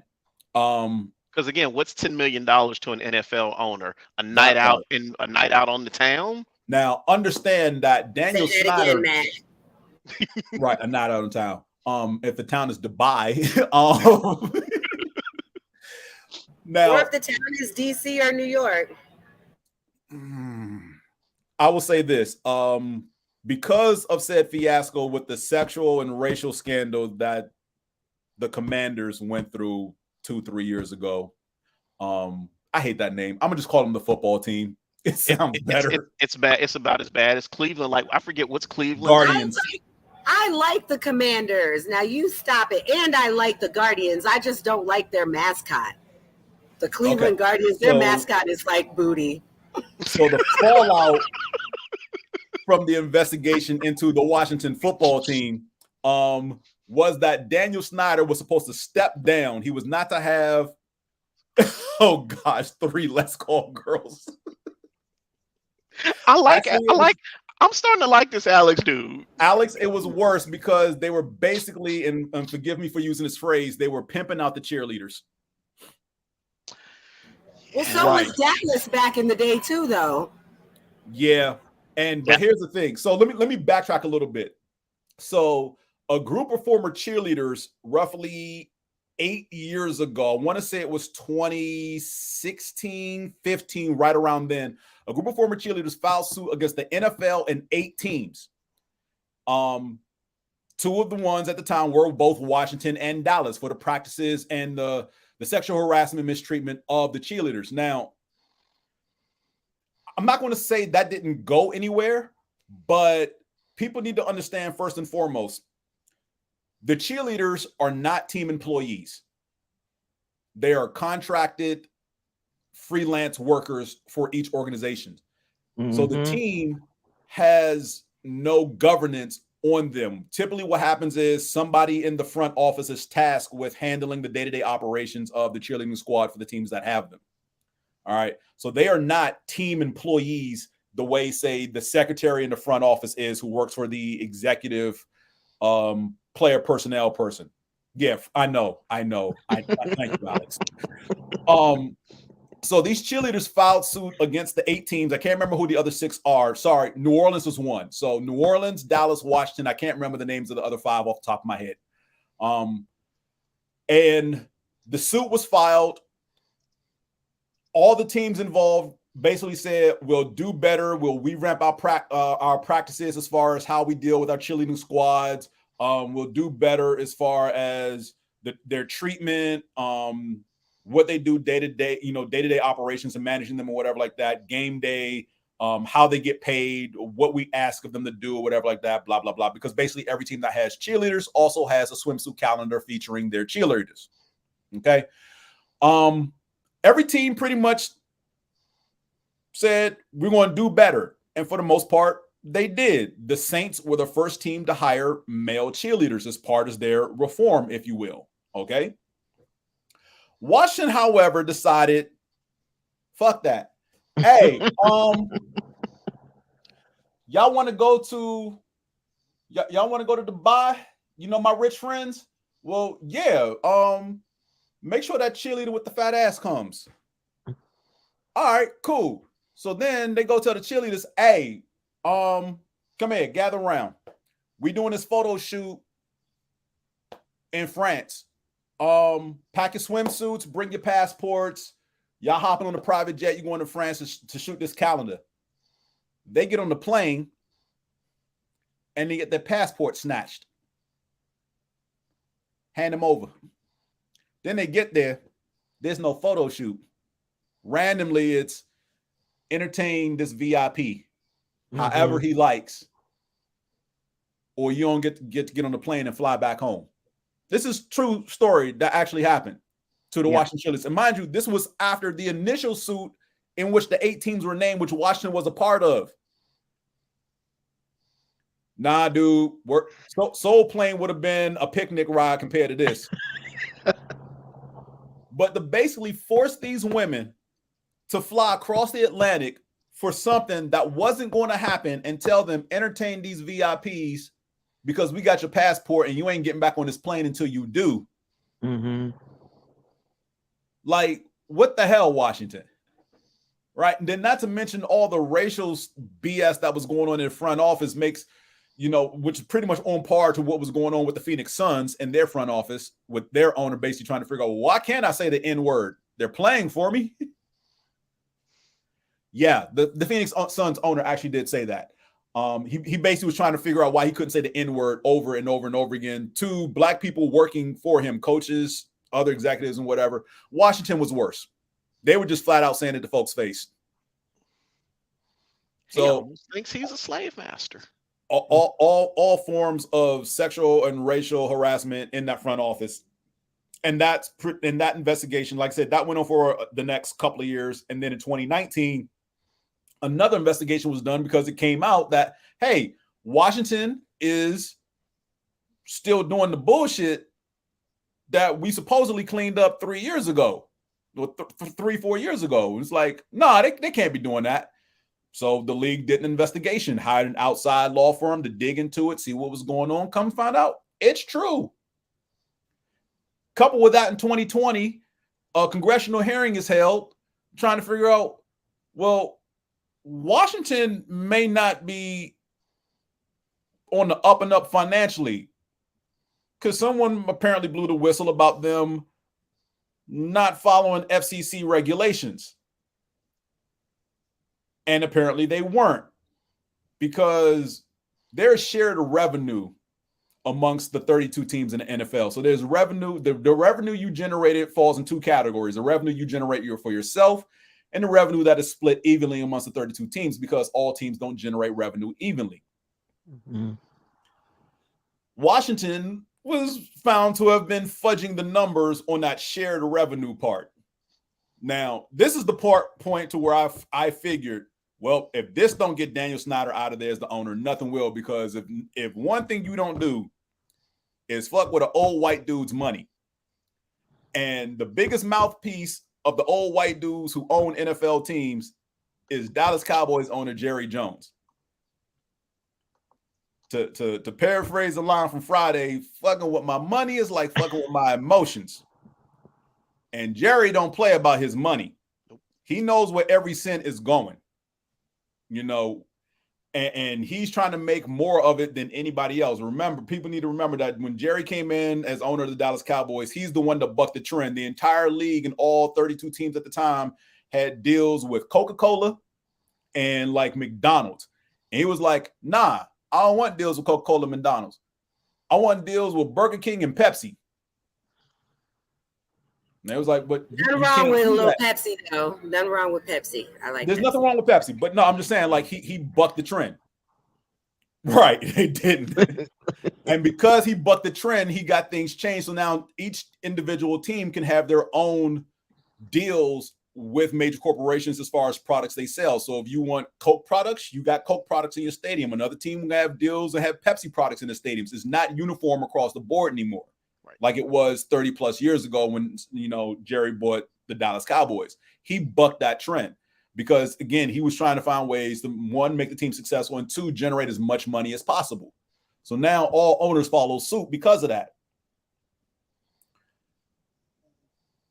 What Daniel Snyder did, messing with the shared revenue for all 32 teams, you in Jerry's pocket now. I'm thinking like, all right, this will get him kicked out of there. Nope. And that's when the $10 million fine came in, and Snyder was in in principle, removed. He could not have day-to-day operations of the team. It had to be turned over to his wife. And when I say he wasn't supposed to have day-to-day operations with his team, and this is supposedly still ongoing, he's not supposed to be anywhere near the facility. He wasn't supposed to be able to attend games. He couldn't be on the field. He was supposed to basically be persona non grata as far as all things Washington football team and not be on site. But he's been at games. Yeah. He's been in the owner's box. Probably more than likely behind the scenes, I'm not surprised he was making, helping to make decisions as far as player personnel, having final say of that, which he's not supposed to do. His wife is supposed to assume those responsibilities and duties. A couple of weeks ago when Washington played Dallas in Dallas, he was on the field with his wife and Jerry Jones, and they took a picture. Again, to me, so much of that is lip service. Right. And posted a photo on the team's Twitter account saying frenemies for 40 some odd years or whatever like that. Yeah, Washington and Dallas are arch rivals. Did you say frenemies? Yes, they used the word frenemies in the Twitter post. Oh, and this history lesson is brought to you by the Philadelphia Eagles fan of 40 years. Thank you. And we drink Pepsi. I grew up in DC. I know a lot about this franchise. Yeah. I hate this franchise, but I know a lot about this franchise growing up in DC. More than I care to know. This is why I'm convinced whatever dirt he's got on these owners, it's good. It's right. Probably the juiciest. It's got to be good. It has got to be so good. Yeah. Because owners, I believe that everything in life that we see in movies and TV is actually real at some point. Mm-hmm. So, he's got videos, he got photos. How else can they make like movies and these how else do these people really get these ideas? So I feel like what Mac just said, he's got a lot. Daniel Snyder had an inside man at one of these eyes wide shut parties with his phone like Yes. I mean, I think that Eyes Wide Shut was based on a true story. And oh wait, was it really? Oh, I didn't know that. I mean, I don't know if it really was, but I'm just saying, like, I know too many people that have been to things like that. So I'm just saying, like, it's probably based on an amalgam of various events of that nature. Yeah. I don't like you two right now, but I love you. I'm siding with you. We're on your side, Candaysee. No, I know you are, and that's the reason why I can say, "Oh my gosh, you guys are with the shits with me." Oh my goodness. Oh, I hope my mama's not watching this. I keep saying bad words. Candaysee, you forget you and I know some of the same people, and we both know some of the things that those people do. And once again, that's why the show has After Dark in it. Anybody who watches it know that their language and other subjects will be discussed if it's after dark. You're smoking a cigar, Furious got alcohol behind them. Trust me, there's no water in this cup. You know what, Alex? There's no water in this cup either. There's no water here. What I'm drinking is a little bit harder than wine. Exactly. Look, I've been drinking old fashions all day, and I had to bring it back to a nice, lovely Merlot. Normally, I drink old fashions, and I didn't get an invite. Okay. Well, I mean, I don't know if you live on the South Side, but no. Shameless plug. Thank you, Studio Cigar Lounge, for allowing me to do this podcast here. Shameless plug on them. But if you guys if you smoke cigars, if you're ever on the South Side in Fairburn, please check it out. It is amazing. It is Black owned, and it is a great, it is a gorgeous venue. So, it is what it is. But yeah. So hold on, Alex, I want you to understand that last season. Why do I even? The thing about it is that I have to remember that I have friends that actually pay attention when I say I'm doing a thing, and so they come on here and they say the things that they say. And you know what? I'm so I'm actually excited that this actually wasn't during the pandemic when we were all at home, because I will tell you, a lot of my cigar buddies would have been on here trolling and getting it in because it's after. And then we also have the bonus of everybody's at Black Panther tonight. So many people are at that. So we don't have that crowd too. They'll catch it on replay. I walked in today. They were like, "What are you doing here? I thought that you would be going to see, Wakanda Forever." And I was like, "Look, I will see them on Tuesday." Like, literally, I'm not going to see it. I can't. I know I talk about you guys being old, but I am way too old now to actually go and deal with those crowds. Like, I really want to enjoy this movie. Yeah. And I just feel like it's, not going to be enjoyable this weekend, even though everybody who's coming out are going to actually enjoy the movie. But I need like my peace. I need like Wednesday at 1:00 in the afternoon. Whoa. All right, Alex. I'm gonna need you to calm that down a little bit. Wait, what are you doing tonight? Because I'm gonna need you to calm that. See, and that's why I talk about Alabama fans the way that I talk about Alabama fans. That right there. See, that right there. But the thing about it is that, Mac, you're not even a Georgia fan, so who cares about Alabama? Oh, no.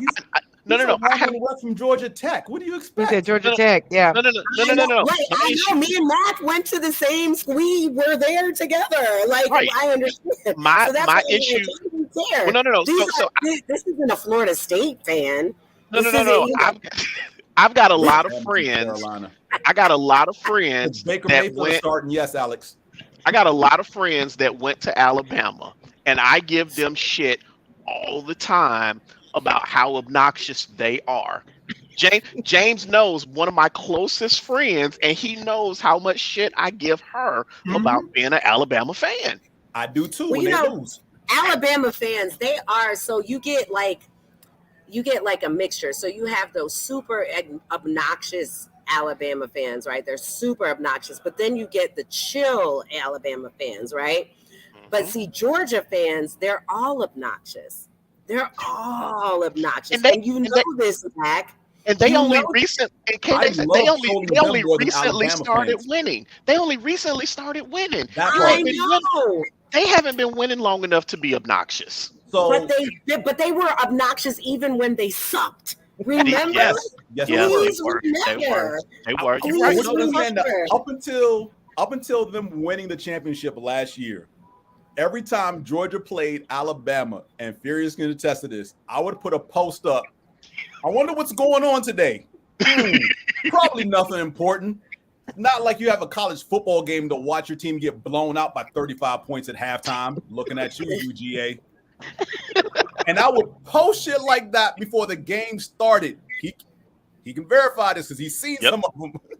And I would troll Georgia fans before the game started against Alabama, be like, Georgia's about to lose to Alabama today. Okay, so I guess I'll go make a sandwich, watch some anime, whatever.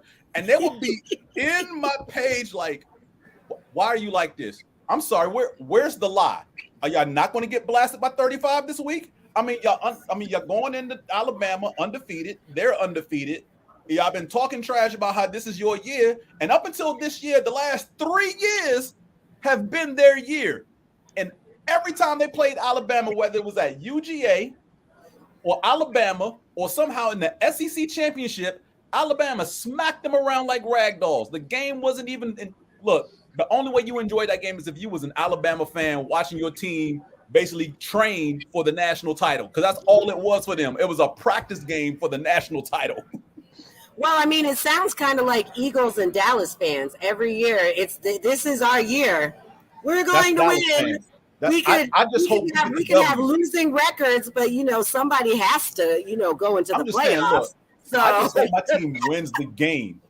All right, because as much as I don't like this dude, one of my favorite things at the end of a football season, whether my squad makes the playoffs or not, is if Dallas makes the playoffs and they inevitably lose, Stephen A. Smith trolling Cowboy fans.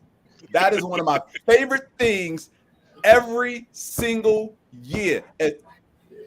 And nothing more classic than what happened to them after they lost to Frisco, where they mismanaged, and I'm sorry to say this, Candaysee, 13 seconds at the end of the game to run a quarterback draw and couldn't get the ball to the referee. I have PTSD for 13 seconds. I have PTSD.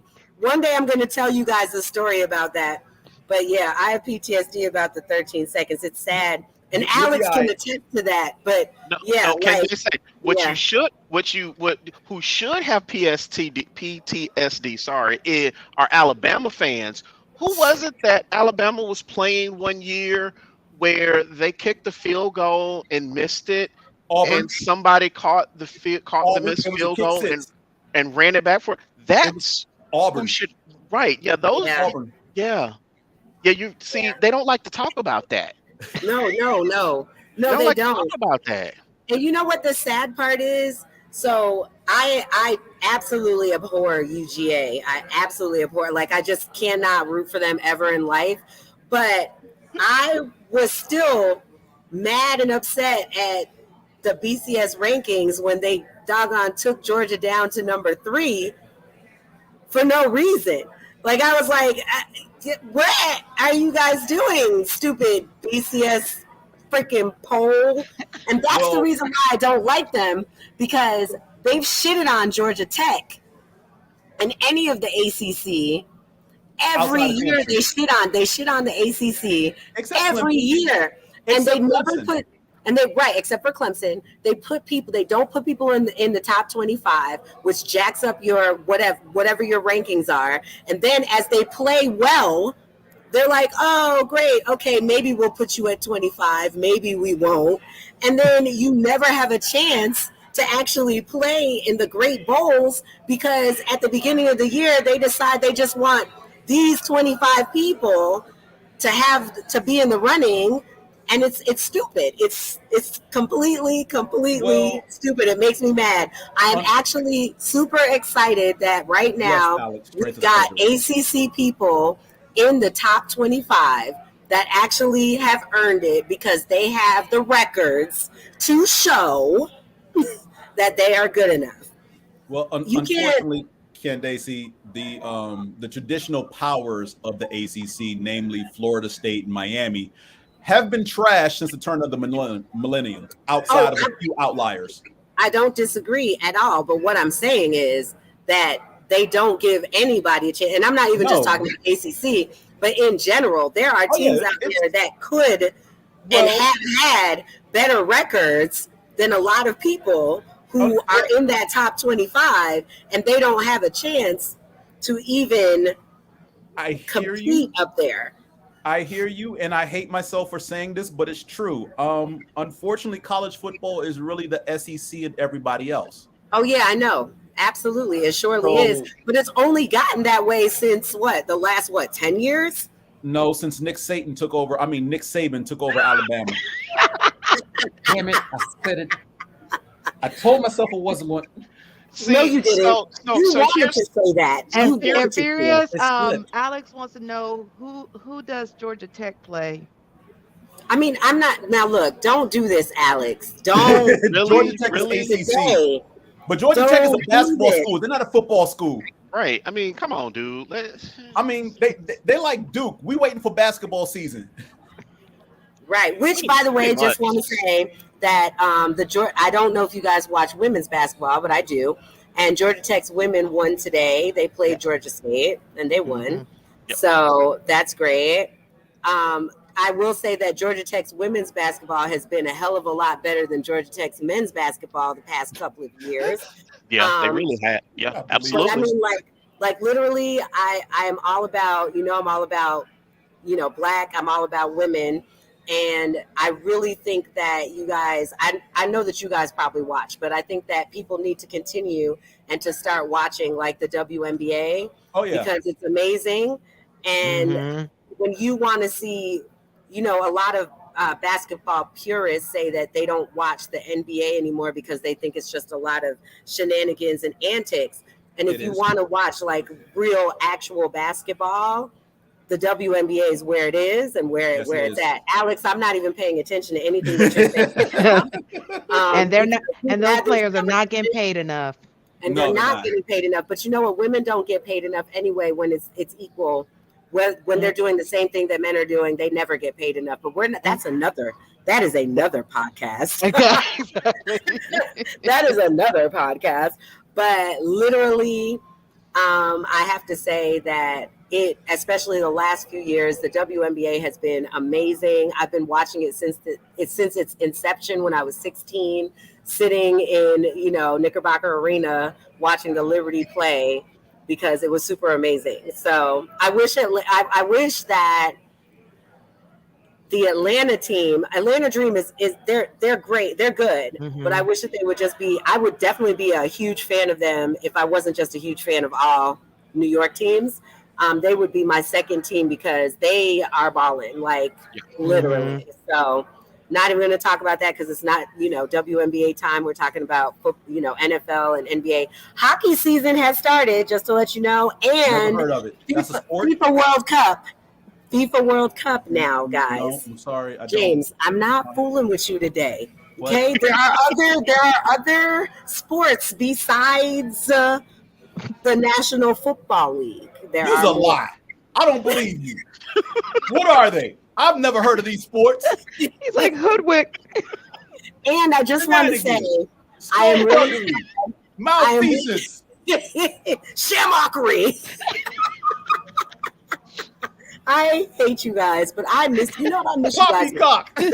I miss my damn blurs. I love you guys. Now I will say this, just backtracking a lot to last month.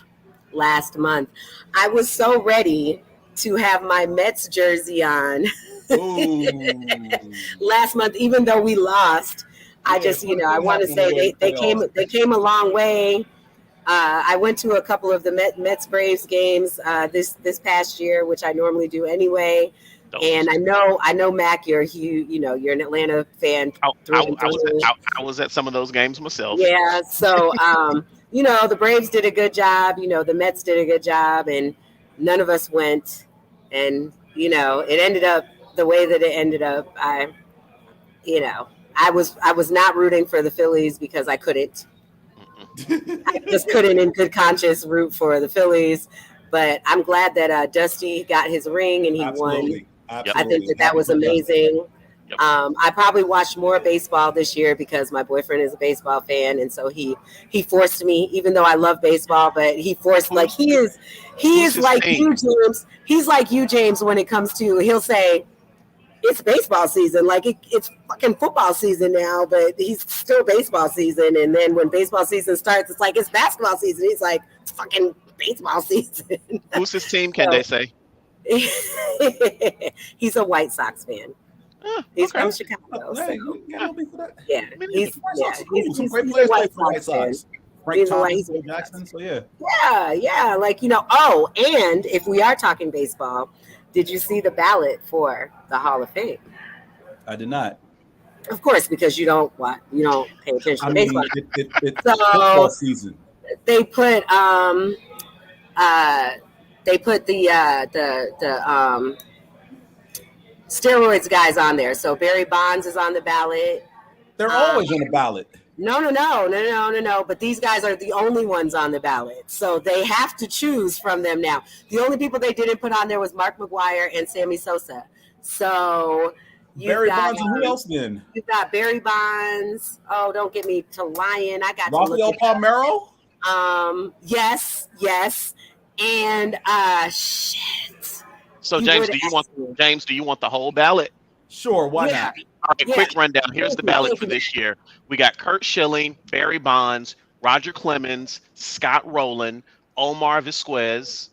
I'm sorry, I'm Vizquez. Vizquel. I'm sorry. Vizquel, Billy Wagner, Todd Helton, Gary Sheffield, Andrew fucking Jones. Finally. Yes, Andrew Jones is on that. Finally, he's on the list. Okay, so Sheffield and Jones, I ain't got a problem with. Hold on. Wait, hold on. I got a few more. It's real quick. Jeff Kent, Manny Ramirez, Sammy Sosa, Andy. Oh, they put Sammy Sosa on there? I thought that they didn't. Sosa is on there. This is Okay. Andy Pettit. I don't know how to pronounce it. I don't Andy know. Pettit, he's a pitcher, yeah. Okay, thank you. Mark Berhule, Torrey Hunter, Bobby Abraire, and Tim Hudson. Bobby Abear, yeah. Yeah. And Tim who? Tim Hudson. Tim Hudson. Yo, that's a nice list. That's a nice list. Is. Some steroid guys ain't getting in though. I think, you know what? I think this year they're going to put, because this is the first year that they put them on the ballot. No.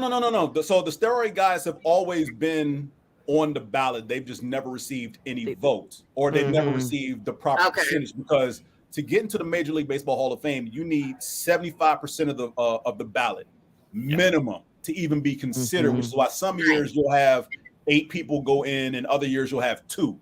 Right. Because they can pick whoever they want. Right. So Or pick nobody Bonds, at all. McGuire, and Sosa, and Bonds has been the only one who's been like, the first year all of them were eligible. I think Bonds got 66% of the ballot, McGuire got like 50, and Sosa got like 45. And every year since then, they've gone down. And I think last year, Bonds got like 33% of the ballot. McGuire got like. So the list I just read has last year's percentages. Okay. Last year, Barry Bonds got 61%. 61, okay. Sammy Sosa only got 17. 17, yeah. Nope, A-Rod's not on the list. A-Rod's not eligible yet. I don't think A-Rod's eligible yet. I don't think A-Rod is eligible yet. He's still, it's not time. 5. You got to be 5 years. Yeah, he hasn't been out. He hasn't been out long enough. Yep. Okay. But then Bonds probably shot up, because I remember the first year Bonds had like 66% and it kept going down. Yep. Just like the other two, McGuire. Well, you know, the writers are haters. They're all haters. Well, the writers are purists, and they are. That's what I said. They're haters. When you're a purist, you're a hater. Look, to a lot of the former players who work for various networks that talk about baseball, their thing is, do they deserve to be in the Hall of Fame because of the numbers? Yes. Can you put an asterisk on their plaque? Absolutely. Go ahead and do that, because you're talking about an era in which testing was rampant, and unfortunately, some guys got popped who didn't do anything, because they later had to come out and apologize to people they said tested positive, who absolutely didn't. Now, Rafael Palmeiro is hilarious, because I remember when they did a congressional hearing and invited McGuire, Sosa, Bonds, Palmeiro, and several other people. And Rafael Palmeiro, I'll never forget this, famously sat in that congressional hearing, read from a prepared statement, and pointed at the hearing committee and said, "I have never in my life used performing enhancing drugs." And 2 weeks later, he tested positive and had to backtrack and found out that he had been using for the last 3 years prior to that congressional hearing. Wow. Well, see, the thing about it is that, you know, I feel like they should do them. Now, I don't want to say do them a solid, but nowadays, those things are out of they don't even test them for those things anymore. So let's just. Yeah, I mean, the cream and the clear, which A-Rod is going to take. So, you know, I'm just saying, like, now that it's okay to do these things, now you need to just let it be, because at the end of the day, you're allowing people to do it now. So why not? Well, I don't believe in the asterisk, because I just feel like if they did it, they did it. True. You know, like they did it, they did it. You can put an asterisk by, okay, he had so many home runs, but he used performance enhancing drugs. But nowadays they use so many different things to help them perform better that may not be those things. Okay, so here's the thing. The drugs that those 3 or 4, and I'm including A-Rod in that with McGuire, Sosa, and Clemens, and McGuire as well. So those 5 players were all in one way, shape, or form using these drugs called the cream and the clear. Well, that lab that produced those supplements or drugs, whatever you want to call them, was raided by the FBI and shut down very quickly once it was determined that these are actual steroidal topical cream supplements, whatever have you. So that was shut down. So those they can't be used because there's no production of them anymore. Baseball, I won't say has lightened its rules. Steroids in any shape or form are still not legal in baseball. Are there ways around it? Yes. I'm not saying any particular players are taking them now. However, the only thing they've lightened as far as the rules is the nutritional supplements that players take. And that's a rule they're finding hard to enforce, because it's one of those things where you go to a GNC and you get a protein mix that you put in a smoothie or a shake or whatever have you, and you consume it. But if you don't look at the list of ingredients in that protein mix, you could be taking something that they deem a banned substance because it raises your testosterone level on some minuscule level, even if it's a percentage of a percentage.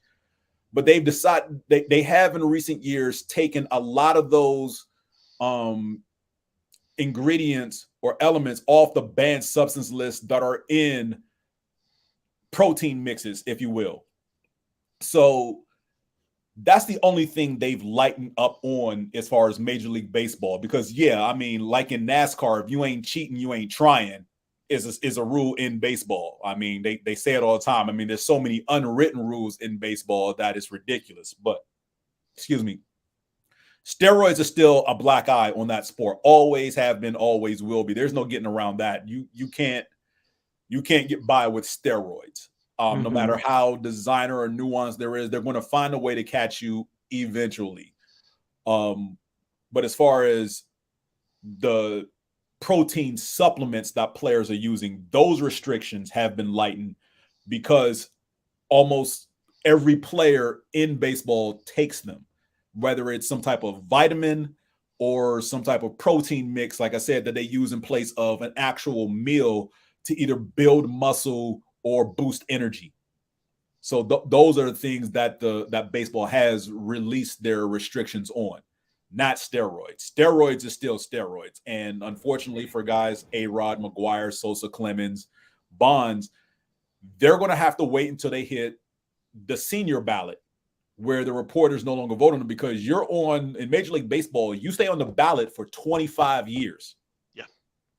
And at the end of 25 years, then you go to what's called the senior ballot, which is the current living Hall of Fame players who are still, those who are still alive, who are in the Hall of Fame, are basically like a senior committee. And then they are the ones who let you in.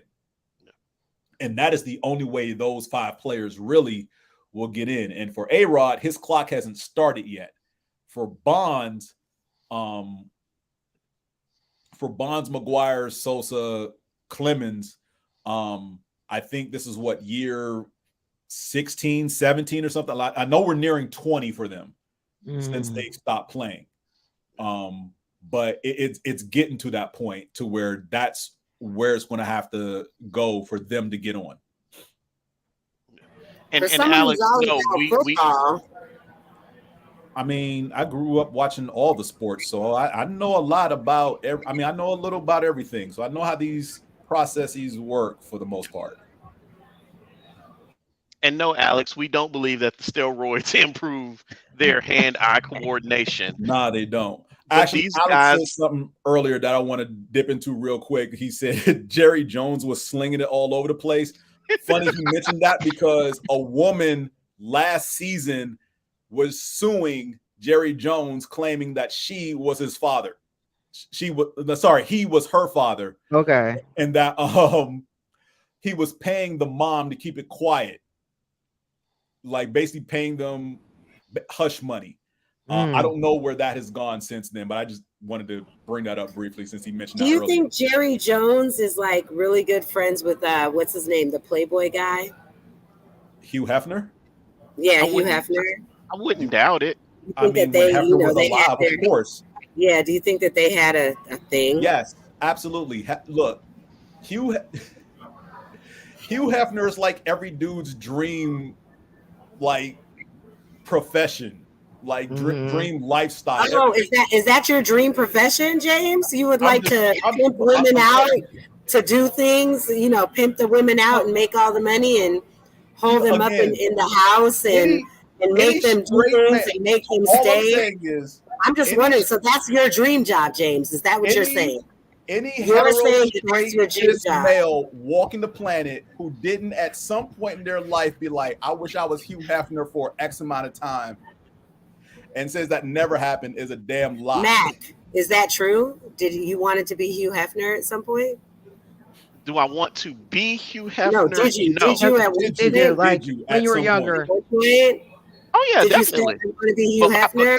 But my thing has always been, I'd pay the women with their whatever revenue you bring. We have contracts. However much money you bring in, there will be a proper breakdown and distribution. What is proper though? You know what? I don't know. We have to figure that out. I would have my lawyers and accountants, and we would figure that out. So what you're saying, Mac, is that you would be a fair Hugh Hefner. So yes. You wouldn't be Hugh Hefner, but you would be fair. Yes, absolutely. Because sex workers matter. Absolutely. Absolutely.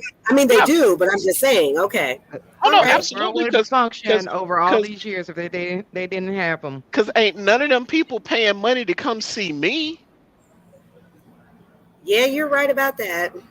You know what? You know what? Shut up, Candaysee. Just shut up. Shut up. I don't like you. I don't like you at all. Shut up. Oh man. I just want you to know my boyfriend says that to me a lot too. I don't like you right now. When I make those points, he's like, I don't Alex like says if you ain't cheating, you ain't trying. Alex, I know your wife. It's not slap, it's choke. Well, he did say slap. Mm-hmm. No way. I'm sorry. I'm thinking about the T-shirts that a friend of mine had made. You're right. It is slap. I was going to say we're about to go back to basketball. You talking about choking people out?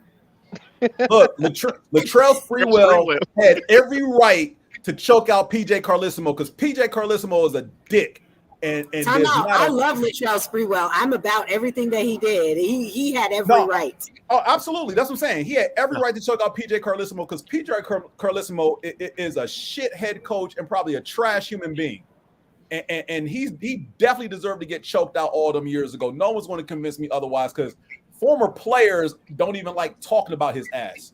Mm-hmm. And that's a problem where you had a long-standing career in the NBA and every single player who played under you doesn't like your ass, like to where you can't even get a job, not even coaching in the pros, but on the college level. Because a lot of the times when those coaches are done on the pro level, colleges, even the mid-majors will call and be like, hey, come down here and coach us. Yeah. Dana, I'm so sorry.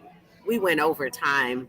That's we were talking that's about why stuff. I always do the panels at 8:30, so y'all have that cushion versus doing it at 7, because then I have to do a hard stop. I just let y'all go, and as a lot of audience is participating, y'all keep going. However long y'all want to go. Look, Alex will continue to type things throughout the whole night. Look, it's good to have someone doing that. I do want to get to the NFL though, and I want to jump on your Bills, Candaysee. Go ahead. Y'all have a problem, and again, I am of the sound mind that I don't care how well or bad my team is doing. I keep it 100 with all 32 teams in the league. I've often said, and you all have heard me say this, there are 32 teams in the NFL, and they all suck for one reason or another. All right? I don't stray from that at all. There's one team that sucks a whole lot worse than the rest, but, I may be biased in that. However, not everybody can be the Falcons. Sorry. You know what can they say?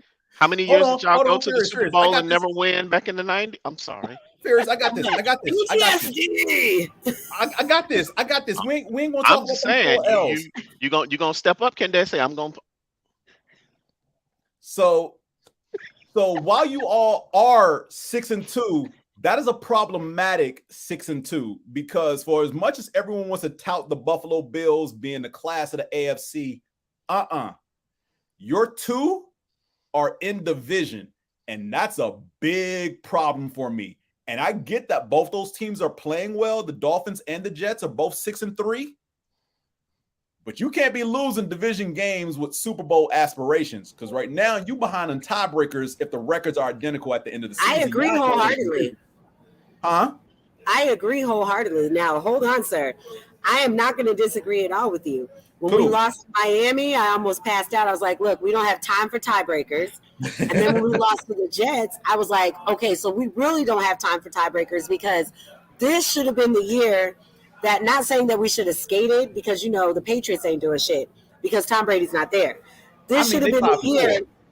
Well, I know. And that's the thing that's pissing me off. It's like, now we want to be all up in here and we want to be doing a great job, but then so does the rest of the AFC freaking East. And Right. so, yeah, you're right. It's one of those things. I agree with you wholeheartedly. We don't have time to be 6-2 and those two being division games, because it's going to bite us in the ass at the end. Mm-hmm. So even if we beat the Jets at the end of the year and we beat Miami at the end of the year, it's still going to be a problem if we have the same record. Right. And we don't win the tiebreaker. Not We don't right now, win. no. We don't win the tiebreaker at this moment in Now, time.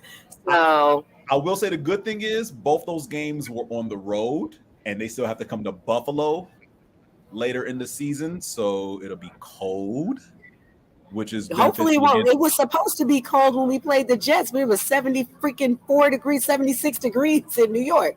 Temperatures don't drop on the East Coast till after Thanksgiving.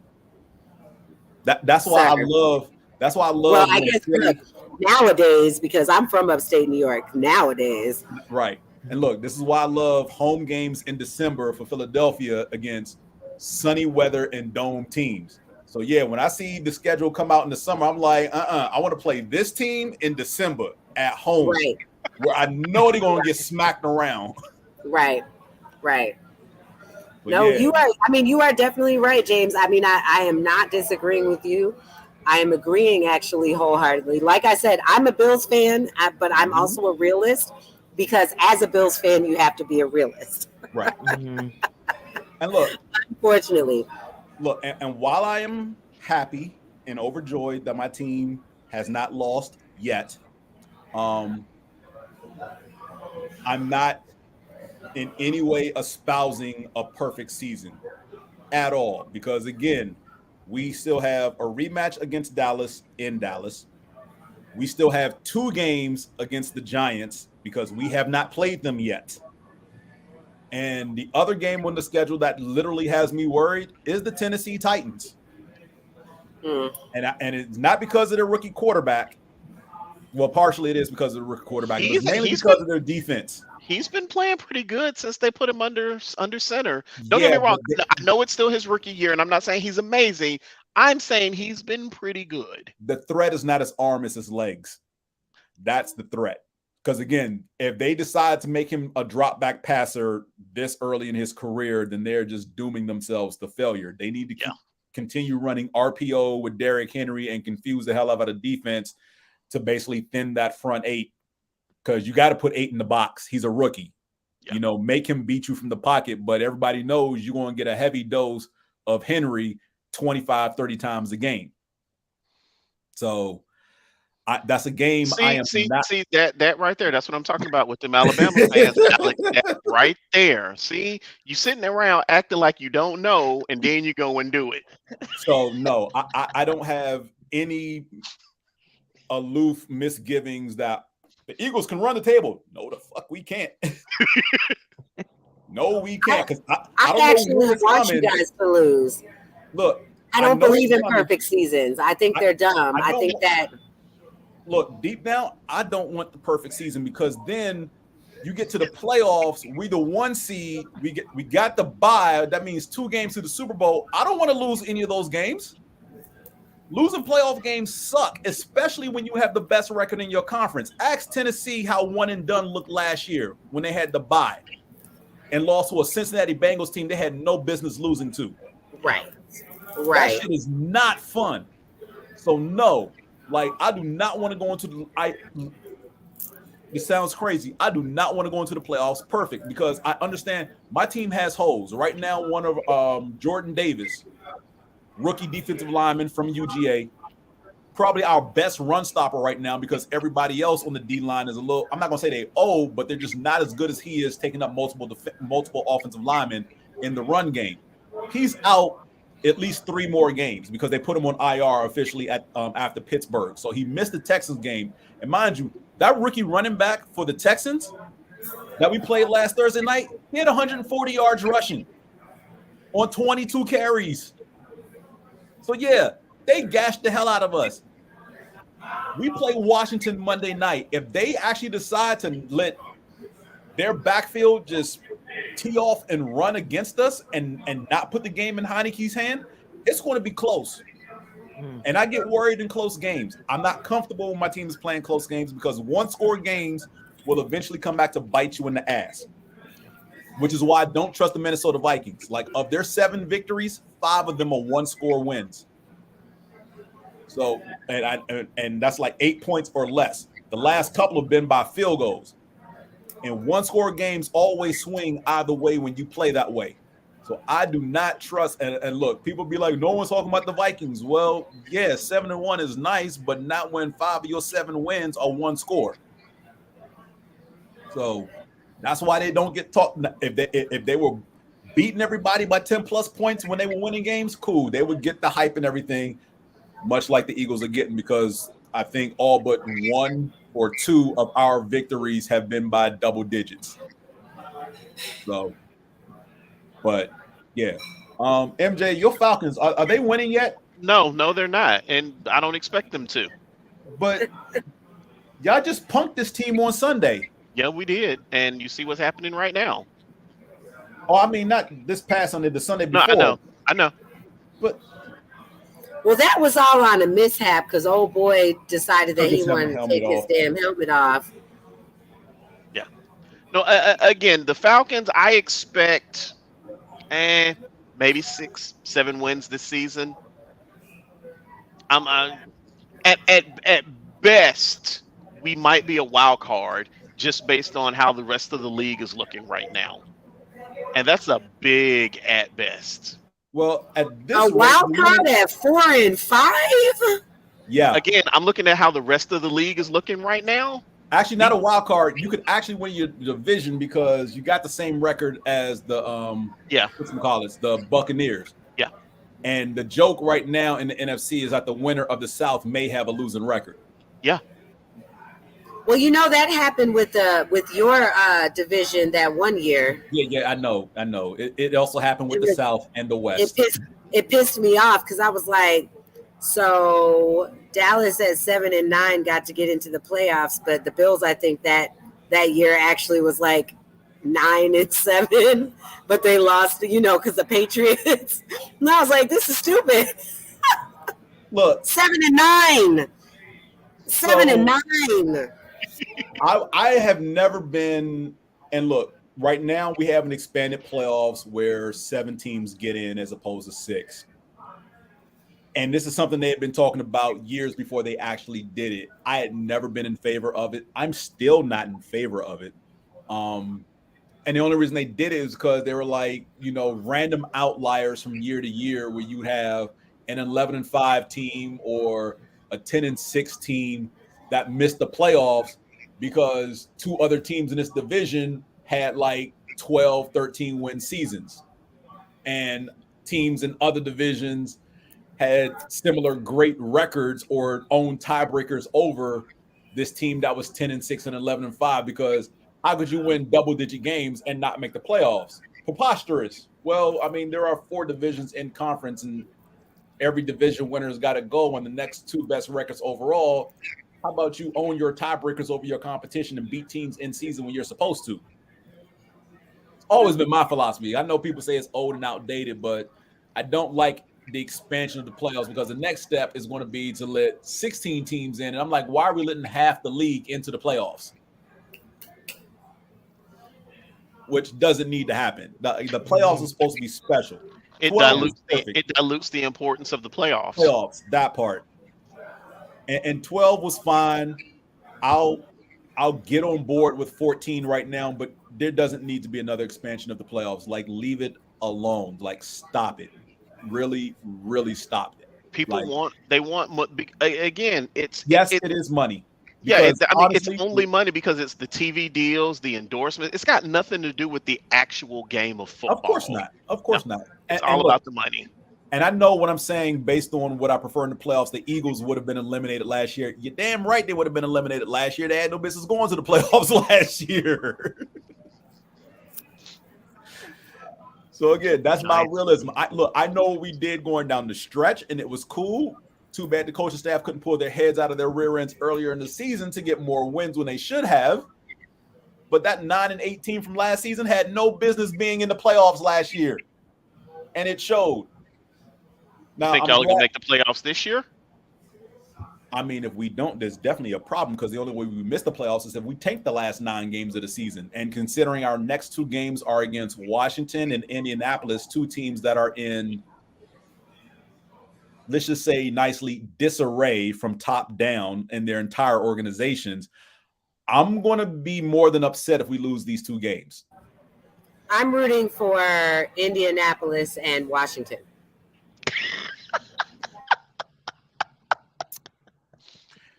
And when do y'all play the Patriots?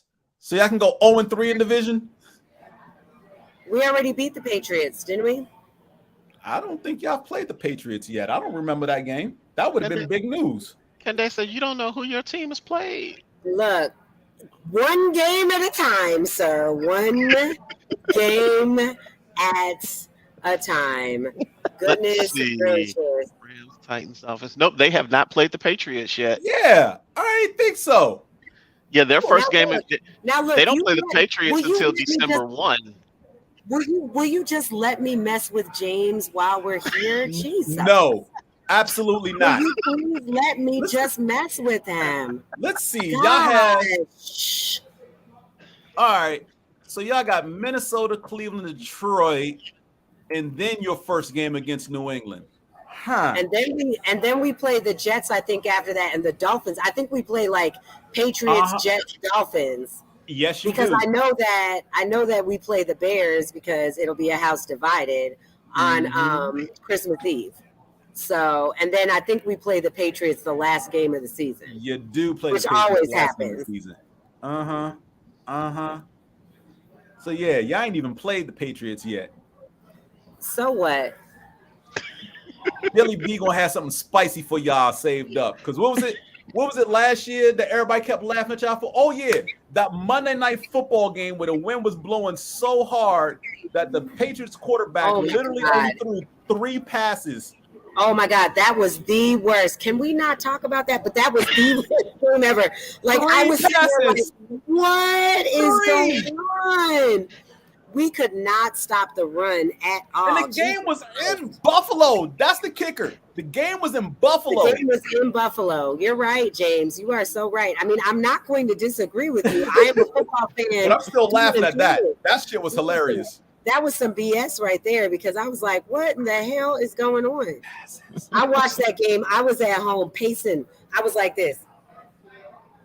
I want you to understand the last time a team won a football game by only throwing 3 passes, and he ain't complete all 3. First of all, I'm mad that you're about to give me the statistics. Oh, yeah. They wore leather helmets. That's the last time an NFL team won a game throwing 3 passes. They wore leather helmets. That means no face mask. I understand wholeheartedly, but all I'm saying is I don't want to hear your rhetoric, Eagles fan. I told you. I just don't want you. I just spit facts. I just don't want you to go. I don't believe in any team going 16 and 17 and 0 because I feel like it's a tragedy afterwards. So I want you guys to lose. I also want you guys to lose. Oh my gosh. So really, Candaysee, what you're saying is by you wanting them to lose, you're really helping them out. Right, but I want them to lose too because I hate Eagles fans. They're the worst. Them in Dallas. I told you. Dallas fans, Eagles fans. I know. I heard you. I heard you too. But what I'm saying is I am wearing my salute to service hat today because tomorrow's Veterans Day. Cool. And, you know, we have to think about that as well. Thank you to all of our veterans. Thank you. We definitely appreciate you keeping us safe in the world when we think that we're not. We think that we're super safe when probably we're really not. But thanks to those who are serving, we don't have to think about that. Yes. But back to Candacee's hate for Eagles fans. To paraphrase one of my favorite Star Wars characters, yes. Let the hate flow through you. Flow through you, let the hate. Step into the dark side. I can't. I'm not fooling with you guys anymore. Dano, is there anything else that you would like to say today? Because James and Mac just need to. I mean, Mac has actually been really good today, which is hilarious. That's because his attention is split. He's watching this team. Right, it's true because I thought about that. You can tell he's watching something. So I'm gonna do this real quick. His team is playing very listless football right now. So and the thing is, they don't even have the game over here because I'm upstairs in the lounge. The game is downstairs because nobody's upstairs. And I was like, hey, can you guys put the game on upstairs? But they said if we put the game on upstairs, it's going to have sound. So I was like, forget it. Yeah. So Candace, let me. I've changed my browser so we don't get into any trouble. But this is what I'm looking at right now. There's the screen with you guys, and then I've got the game over here. So yes, my attention is a little divided. I feel it. That's a really great monitor. It's that curved monitor. Right. That's because Mac is like the super engineer of all engineers. So he probably uses it at work. And yeah, he probably uses it at work. And you know, he's always had the good stuff because let me tell you, as a freshman in college, Mac is the one who set up my Dell computer when I first got there because we were the first class that actually were required to have computers. So now I'm dating myself, but had computers our freshman year, like we actually had to have them. And Dell had like this partnership with Georgia Tech. Mac was the one that like set my ish up. He made sure that we had like the good shit. And so, you know, I already know that he's definitely got the good shit because I mean, it's Mac. He's been like that since I was 18 years old. So, yeah, one of my directors got one of those. He's got the big, like 50-inch one. Oh, it's beautiful. What? Yeah. What? Mariota's got to go. Mariota's got to go. Oh, I'm so glad I didn't put him in because he was my backup quarterback for fantasy football. And I have Josh Allen as my backup. I mean, as my quarterback, and I was like, well, I'm not going to put Mariota in. He might do something crazy. So you don't play into the rule of not drafting your own players in fantasy? You actually draft your own players? Yeah, and it's actually really awesome this year because congratulations. Like, what the hell? But what I don't do, James, is that I don't draft Tom Brady. And I've had the number one draft pick back when Brady was supposed to be number one, and I did not draft him. Okay. I didn't draft New England players at all. I still don't. Wait, really? I don't draft, I try not to draft Jets or Miami players either, just because I am still a football fan and I don't want to have to root for them because. Trust me, I understand. So I would rather. I don't draft NFC. Yeah, I don't draft NFC East players on the off chance I'm forced to because that's the best player available. I bench them when they play Philly because it's like if I start him, he's going to go off. Right. This is my squad. So that's what I've done. And I also don't draft Eagle players because the last time I drafted Eagle players on my squad, they all got hurt. Oh. The only time I would draft Falcons players is when it was going to be a guaranteed game. Like, again, I would draft Julio Jones. Or I would draft Roddy White, but that would be about it for Falcons players that I would draft in any of my fantasy leagues. I was like, those two are definitely going to put up numbers. The rest of my team. So back in the day, Mac. So this is how long I've been playing fantasy football. But So back in the day when AOL had the they would do the I said draft. They would do the auction. Are you sure you're not older than us? I know, right? I had Michael Vick, Warwick Dunn, and who was the tight end at the time? Crumpler. Right? We did it. It was auction though, so it wasn't just draft. It was auction, and I spent all my money on them, and it paid off because I won that year. I won that year in that league, but that was the last time that I ever really drafted any Falcons players ever. Well, I mean, at one point, Michael Vick, Warwick Dunn, and who was the other running back that we had? Was it T.J. Duckett that year? Yes, T.J. Duckett. At one point, those were the 3 top rushers in the league. I want to say for probably I don't remember how many years it was consecutively, but somewhere in the neighborhood of 2 or 3 years, but they weren't consecutive. Those were the top 3 rushers in the league. Oh yeah, but again, that was back then. That was like 20-something years ago. Because when you got a quarterback who can't read defense and he takes off running the second he gets the ball. You know what, Mac? Okay, so on that note, I told y'all, everybody laughed at me when I said drafting Vic was a mistake, and I was like, nobody believed me, and and the truth came out. I mean, because he ain't do squad in Atlanta, which sucks. Because what he did was he put butts in seats. I'm convinced owners don't care about championship. Owners want butts in seats because it gives them money. Yes.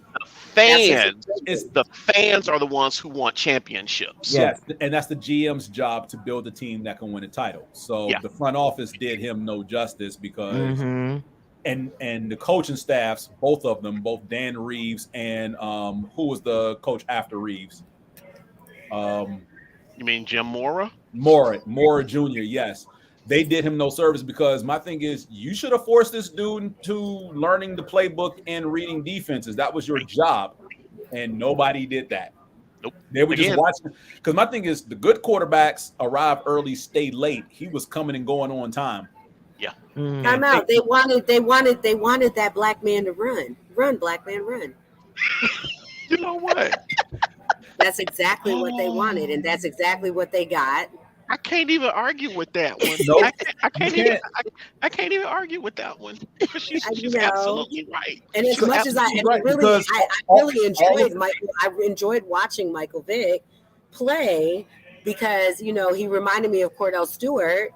And so, it was no. I'm just saying sir, I'm talking about the running part. I'm not talking about anything else. And I think that hush your face, Eagles fan. And I still think though that he, broke the barrier for quarterbacks to run.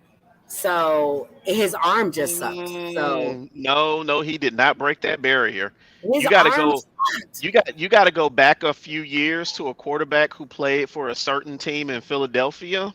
That's the one who I think truly. Well, no, wait. It was either Cunningham or Moon. I'm not sure which one. Okay, it was Cunningham. Yeah, but it was not Michael Vick. Because Cunningham, at the time when he played for the Eagles, had track. I meant to say his name too, but I couldn't quite put my finger on what his name was. Cunningham had world-class track speed and a rocket arm. Yeah. The only difference is he knew how to read defenses and he could play from the pocket. Yeah. Now, time out. Like I said, there are some flaws that Michael Vick had. There's some flaws. Now, don't get me wrong. After Michael Vick got out and the Eagles gave him a shot, he learned how to read defenses and play from the pocket from both Andy Reid and Donovan McNabb. And Philadelphia is where Vick learned. I'm sorry, go ahead. Philadelphia did what Atlanta should have as far as helping him grow. Philadelphia actually made him into Arthur a good Blank quarterback. said, "Run, man, run." Arthur Blank was hands off and trusted his coaching staff to do their job, which they didn't. Was he hands off though? Because I feel like he's a lot like. No, because look, as much as I am disinterested in Atlanta sports, I do know enough to know that Arthur Blank is not meddling in what the coaching staff does. Okay, I'll give you that. I mean, I guess because I live in owner Atlanta, it seems like he does. Yeah, Blank is very. He's very hands. He hired them to do. Yeah, he hires people to do a job. He expects them to do it, and he leaves them alone. The only time Blank is meddling is he won't necessarily meddle in particular player affairs, but he's kind of got this overall vision for what he thinks the team should do. Mm-hmm. Like the whole, you're going to be a Falcon for life, which to me, I don't need my owner coming out saying that. That doesn't always happen. Mm-mm. No, I know, but the thing about it is that he meddles when he leaves the press box early and comes down and dances on the sideline, and y'all end up losing. Well, there is that too. If he would just hire Mac, then things might just, I'm just saying, I can't do any worse. Go ahead and give him that $5 million contract. But again, it's a young team. Again, when 9 out of the 11 players on defense are new, we got to give them some time to figure that shit out. Well, tell him to call the Jets defense and see what they're doing. Are the Jets a really young defense too? Yes. Also remember the Jets super young. Coach. The Jets head coach is a former defensive coordinator. Whereas the Falcons head coach is a former offensive coordinator. Right. So you got to look at specialties on various sides of the ball. So yes, you expect the Falcons defense will come along eventually if they, should they get coached up properly, but you expect more from their offense as opposed to their defense because of the head coach's background. The Jets defense, Marcus Mariota as the quarterback. The Jets defense is light years ahead of their offense right now because of their head coach. Because I don't know what's going on the offensive side of the ball other than a quarterback like in Cougars, but close your mouth, Candaysee. You know this is true.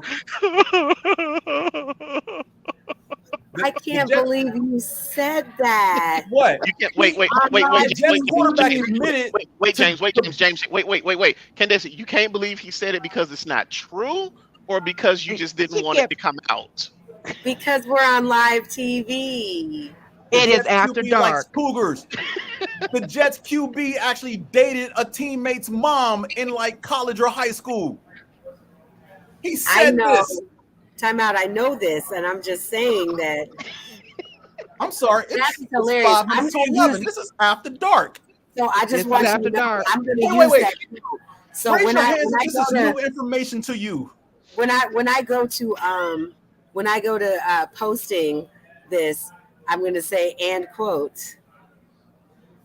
The Falcons have a quarterback that dates Cougars. No, not the Falcons. Not the Falcons. The Jets. Not Falcons. I'm sorry, the Jets. The Jets. Yeah. J-E-T-S, Jets. Or in his case, MILF, MILF.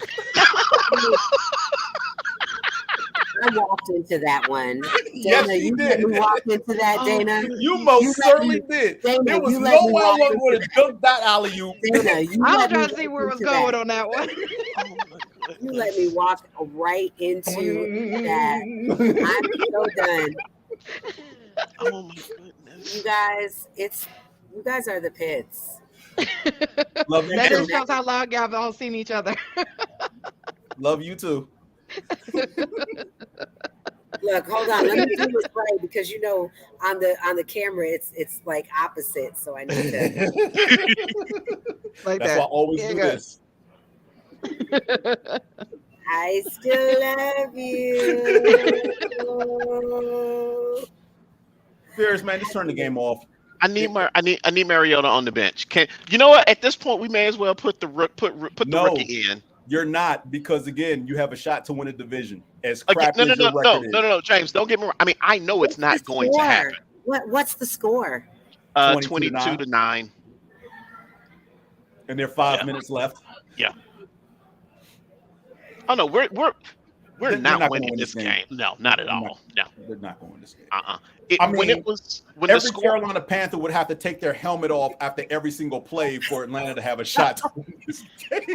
At the start of the fourth quarter, when the score was 19-9, statistically, we stood a chance. Just purely on the numbers. You still need 2 touchdowns. Again, but again, I say purely on the numbers, we stood a chance. Mm-hmm. But now it's 22-9. This game is a wrap. So you're still watching though? I go down with the ship with my team. Yeah. I'm ride or die. I feel you on that. Except for last week when the Bills played the Jets. Once I forgot what the play was, and I just got up and I said, I'm going to take a shower. I got brunch. I got dinner with the girls. I'm not even doing this ish no more. I went right into the shower. and my boyfriend had the gall to be like, knock, knock, knock. Hey, sorry, babe. The Bills lost. I know they lost. They lost when I got in this shower. Candaysee, misery loves company because he saw his Bears lose to the Dolphins. He wanted you to feel as bad as he did. But here's the kicker, though. So Justin Fields is my backup quarterback in fantasy. You did not have him on the bench. He scored 42 fantasy points, and Josh Allen only scored 24. And I was pissed. I mean, I still won, but I was pissed because I was like, I could have smashed the person that I played, because the league that I'm in, it's a whole bunch of people that talk a lot of shit, right? I have my Isn't own that every fantasy football league? Time out. I have my own league, and, the people are real mellow in that league. But this league that I'm in, the guys that are in there, I'm the only woman. I'm the only girl. And women, okay. they talk loads of shit. They propose all these trades that I'm like, nah, bruh, it's not happening. And they're like, why don't you accept our trade? Because I know my team is solid, but I could have just smashed them. Bad. I know when to pull the trigger on some things. Division games are always bad for your best players. Man. Always. I didn't think Justin Fields was going to come out with 42 points, though. Hey, look. I know any given Sunday, but yeah, I know you do. That wasn't something that I was going to gamble on. Like, it's not on your bingo card, right? Like, who was going to gamble on that? Who knew that he was going to rush for all the for the touchdowns and rush all? Like, who knew that? Who knew that Josh Allen was going to throw 2 interceptions, jack up his elbow? You know what I'm saying? Like, who knew? Like, nobody knew that was going to happen. And this is why I'm glad I stopped playing fantasy football like 6 or 7 years ago.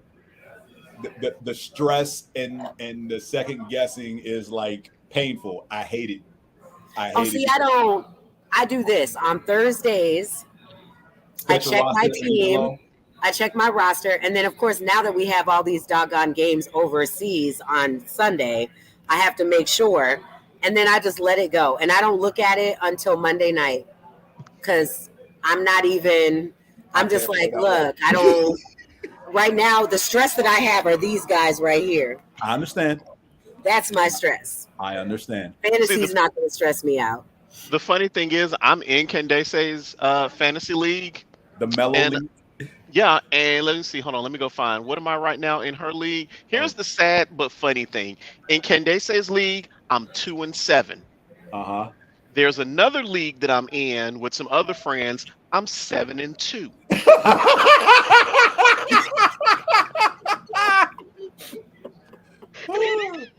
The funny and it's every week the score is the exact mirror of the other. I'm like, how only I would have that kind of luck. No, you're not, because this is the risk you play. This is the risk you take playing in multiple leagues. I went through this for many years, playing in 2 leagues. And the 1 year I won both my leagues, I stopped playing because I said, this crap will never happen again. See, as stressful as it is, I still love playing fantasy football. I haven't gotten tired of it yet. I'm sorry. I burnt myself out on the neurosis of trying to make my team better, because I'd be like the dudes in Candacee's league, like, I got to make my squad better. Let me propose a trade. The only difference is, at least Candacee's responded to those people. When I proposed trades in some of my leagues in the past, I wouldn't even get a response like, you could at least tell me, no, I'm not interested. Not just let that. They left you on red. Leave me on red. This is how I know they saw my trade offer. They would take the player I'm trying to get off their team and trade him to another team for a worse package, and then be like, Because it's like, what? Because James wanted this player, I got to get value for him somewhere else. I'm offering you better value. Mm-hmm. And you trade him away and try to figure out why your team doesn't turn around. Well, maybe if you had the players I was trying to give you, which are now stashed on my bench because I don't really need them. Because see, the thing is that people always, there's two types of people in fantasy football. People trying to get equal value to try to make their team better and not, screw over the other team. And then people who think they're smarter than everybody else, like, oh yeah, they won't see this trade coming. Let me just trade this trash player I don't need for this all-star on their team that's not doing anything right now. And trying to hope that people fall into that dumb trap. Like, nah, that's not me. I'm holding on to my all-stars because they ain't going nowhere. There's always 3 to 5 players in my squad. They ain't going nowhere. I don't care what happens. They stand on my squad. And then everybody else is expendable. But I'm always trading for equal value because my neurosis is analyzing everything. What have they done so far in the season? What's the rest of their schedule look like? If I'm trying to get a running back, do I know that he's going to get at least 20 touches a game? Is there a possibility that he can get me 60 to 100 yards and or a touchdown every game? Is the wide receiver playing for a solid quarterback? Because quarterback is a position I never worry about. But receivers and running backs, yeah, I will stream a kicker. I will pick up and dump a kicker every single week because why? Kickers are expendable. Same thing with defenses. People will be like, yeah, I got the best defense in the league until they trip up and have that one game where they get you -5 points. You sound real hurt right now. I just Flashbacks. You see me over here being quiet because I was in some of those leagues with James. Yeah, he was. I remember those days. That's why I'm like, I'm just gonna let him get it out. This is why gonna let him get it out. I don't play anymore. It looks like it's 22-15, Mac. Yep, they scored a touchdown. Yeah, but now they need the onside kick to get the ball back because it's 2 minutes left now. Doesn't Carolina has the ball now, don't they? Yeah, Carolina's got the ball now. I'm just saying. 2:46 to go. You can do it. What's a punt around a 2-minute warning? I can't. Dana, thank you so much for having me on here. Look, I'm all being the because look, I'm getting the side eye over there. They're like, you said you're gonna be on here for this long. You've been on here for 2 hours and 30 minutes. Gonna be up there for an hour. I told them an hour and a half because I was like, let me just give them a half an hour. Yeah. They're looking like you went a whole hour over. Like, the Falcons about to lose. There's not that many people in here. I got an ashtray full of cigars. Well, not full of cigars, but I got 2 ashtrays. I got three glasses, two rocks glasses, a wine glass, and a water glass. They're like, we just trying to go home. What are y'all doing? So shameless plug again. Thank you, Studio Cigar Lounge, for allowing me to do this podcast upstairs where nobody is. And you guys are showing the Falcons game, and I appreciate it wholeheartedly. I enjoyed a Definition Cigars, which is also a Black-owned cigar. And the poker that you saw that I had was Blue Smoke ATL. I always have to give her props because it has a Bill's charm on it.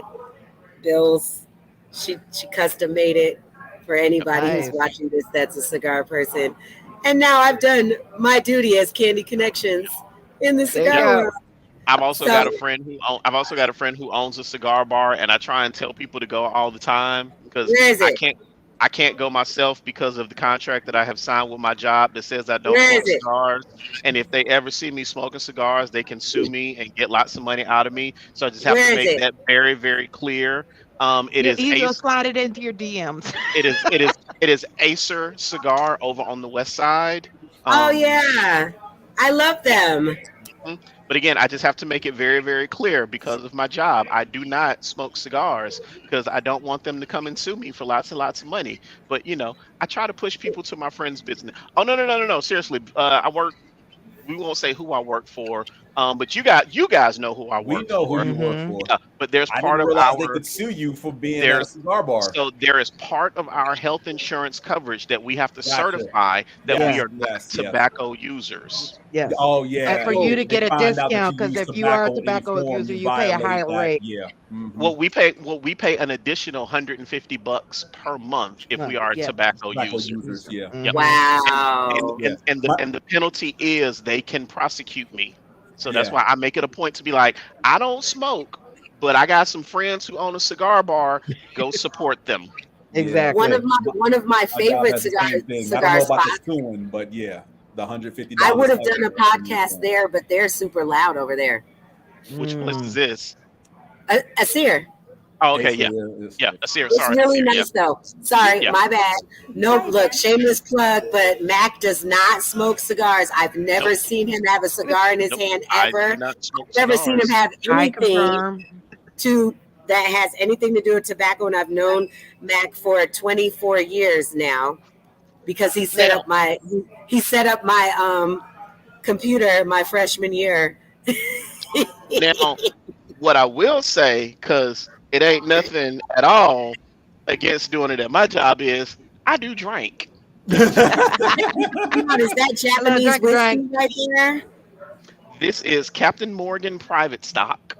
Oh, I don't drink that. Next. The one I've actually got in.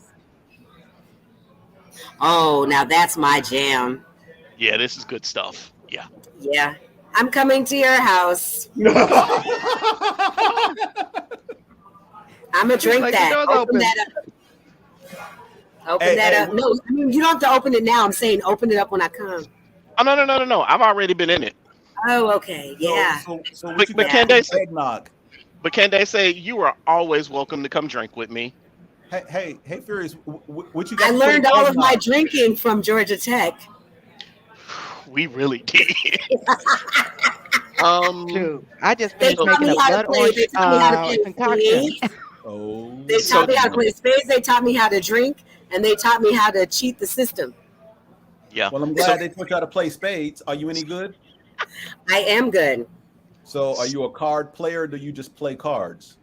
So I am So I play. So I am in between a card player and play cards because I can only play spades with a certain amount of people who know how I play. And but I'm good. And I learned at the couches. I've gotten kicked off the couches several times. The couches are gone. And then I know, right? And then I learned how to play spades and bid whist at Georgia Tech. And you did say bid whist. Right? I did. Here we go. Ooh, now you talking my language. Yep, I learned, and then I schooled some people on dominoes because that was my shit as a kid. So I schooled some people because that's where the Caribbean people played dominoes at the other couches across the way from the couches that they were playing spades at. But I'm telling too much. You play whist and bones. We need a game night. They didn't like seeing us when they did campus tours. They didn't like it when they walked through the student center. And the first thing they saw was all of us. And it's not just that we were sitting there playing cards or dominoes. We were loud and being black. Yes. Because how else do you play cards and dominoes? There aren't a lot of blacks, or I don't know how. When we were there weren't a lot of black spaces on campus. So as soon as you would walk into the student center from the parking lot, there are two sets of couches, one to your left, one to your right. And somewhere around 10:30 or 11, everybody who had early classes would start to congregate at the couches. And we would hold down the couches from like 11 until everybody left to go start doing homework and lab or whatever they had to do for the night. But like for the James, you know how we would shut down, or not shut down, but you know how we would be at Taco Mac sometime so long they changed shift? Yep. That was us at the couches. Okay. Yeah.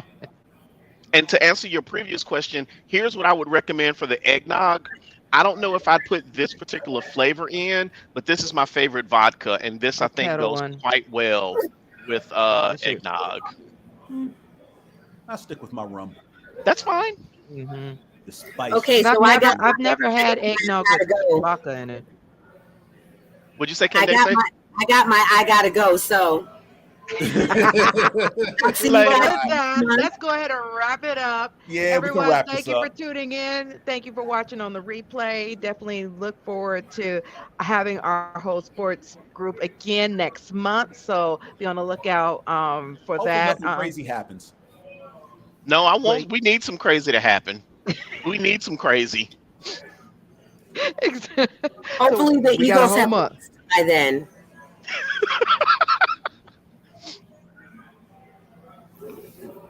Just saying. With that, I'm gonna go ahead and play the outro. Thank you, everybody, for tuning in. Good night. Good night. Peace out, people. Good night. Later.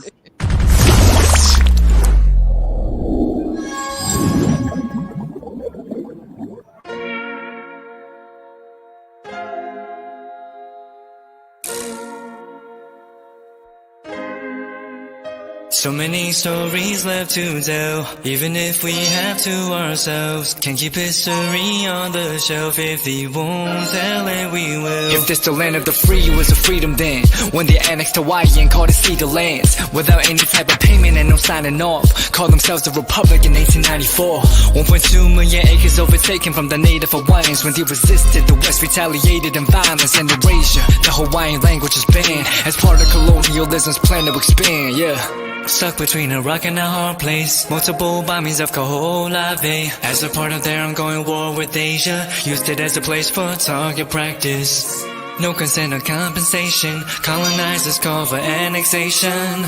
No work out for all the locals. School will never let you know. So many stories left to tell, even if we have to ourselves. Can keep history on the shelf. If we won't tell it, we will. Too many stories left to tell, even if we have to ourselves. Can keep history on the shelf. If we won't tell it, we will. We will. So if we put Hawaii in a perspective, well, Black and Asian history is interconnected. Considering the fight with the Pacific, then of course, versus Asia, they was treated as a middleman for war, but didn't let the Western colorism run its course, cause dark skin was a sign of dignity to core. The land was taken in the name of capitalism, when prior to it was an actual kingdom, clapped back at the system. Stuck between a rock and a hard place. Multiple bombings of Kaho'olawe. As a part of their ongoing war with Asia, used it as a place for target practice.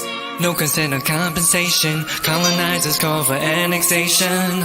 No work out for all the locals. School will never let you know. So many stories left to tell, even if we have to ourselves. Can keep history on the shelf. If we won't tell it, we will. Too many stories left to tell, even if we have to ourselves. Can keep history on the shelf. If we won't tell it, we will. So many stories left to tell, even if we have to ourselves. Can keep history on the shelf. If we won't tell it, we will. Too many stories left to tell, even if we have to ourselves. Can keep history on the shelf. If we won't tell it, we will. We will.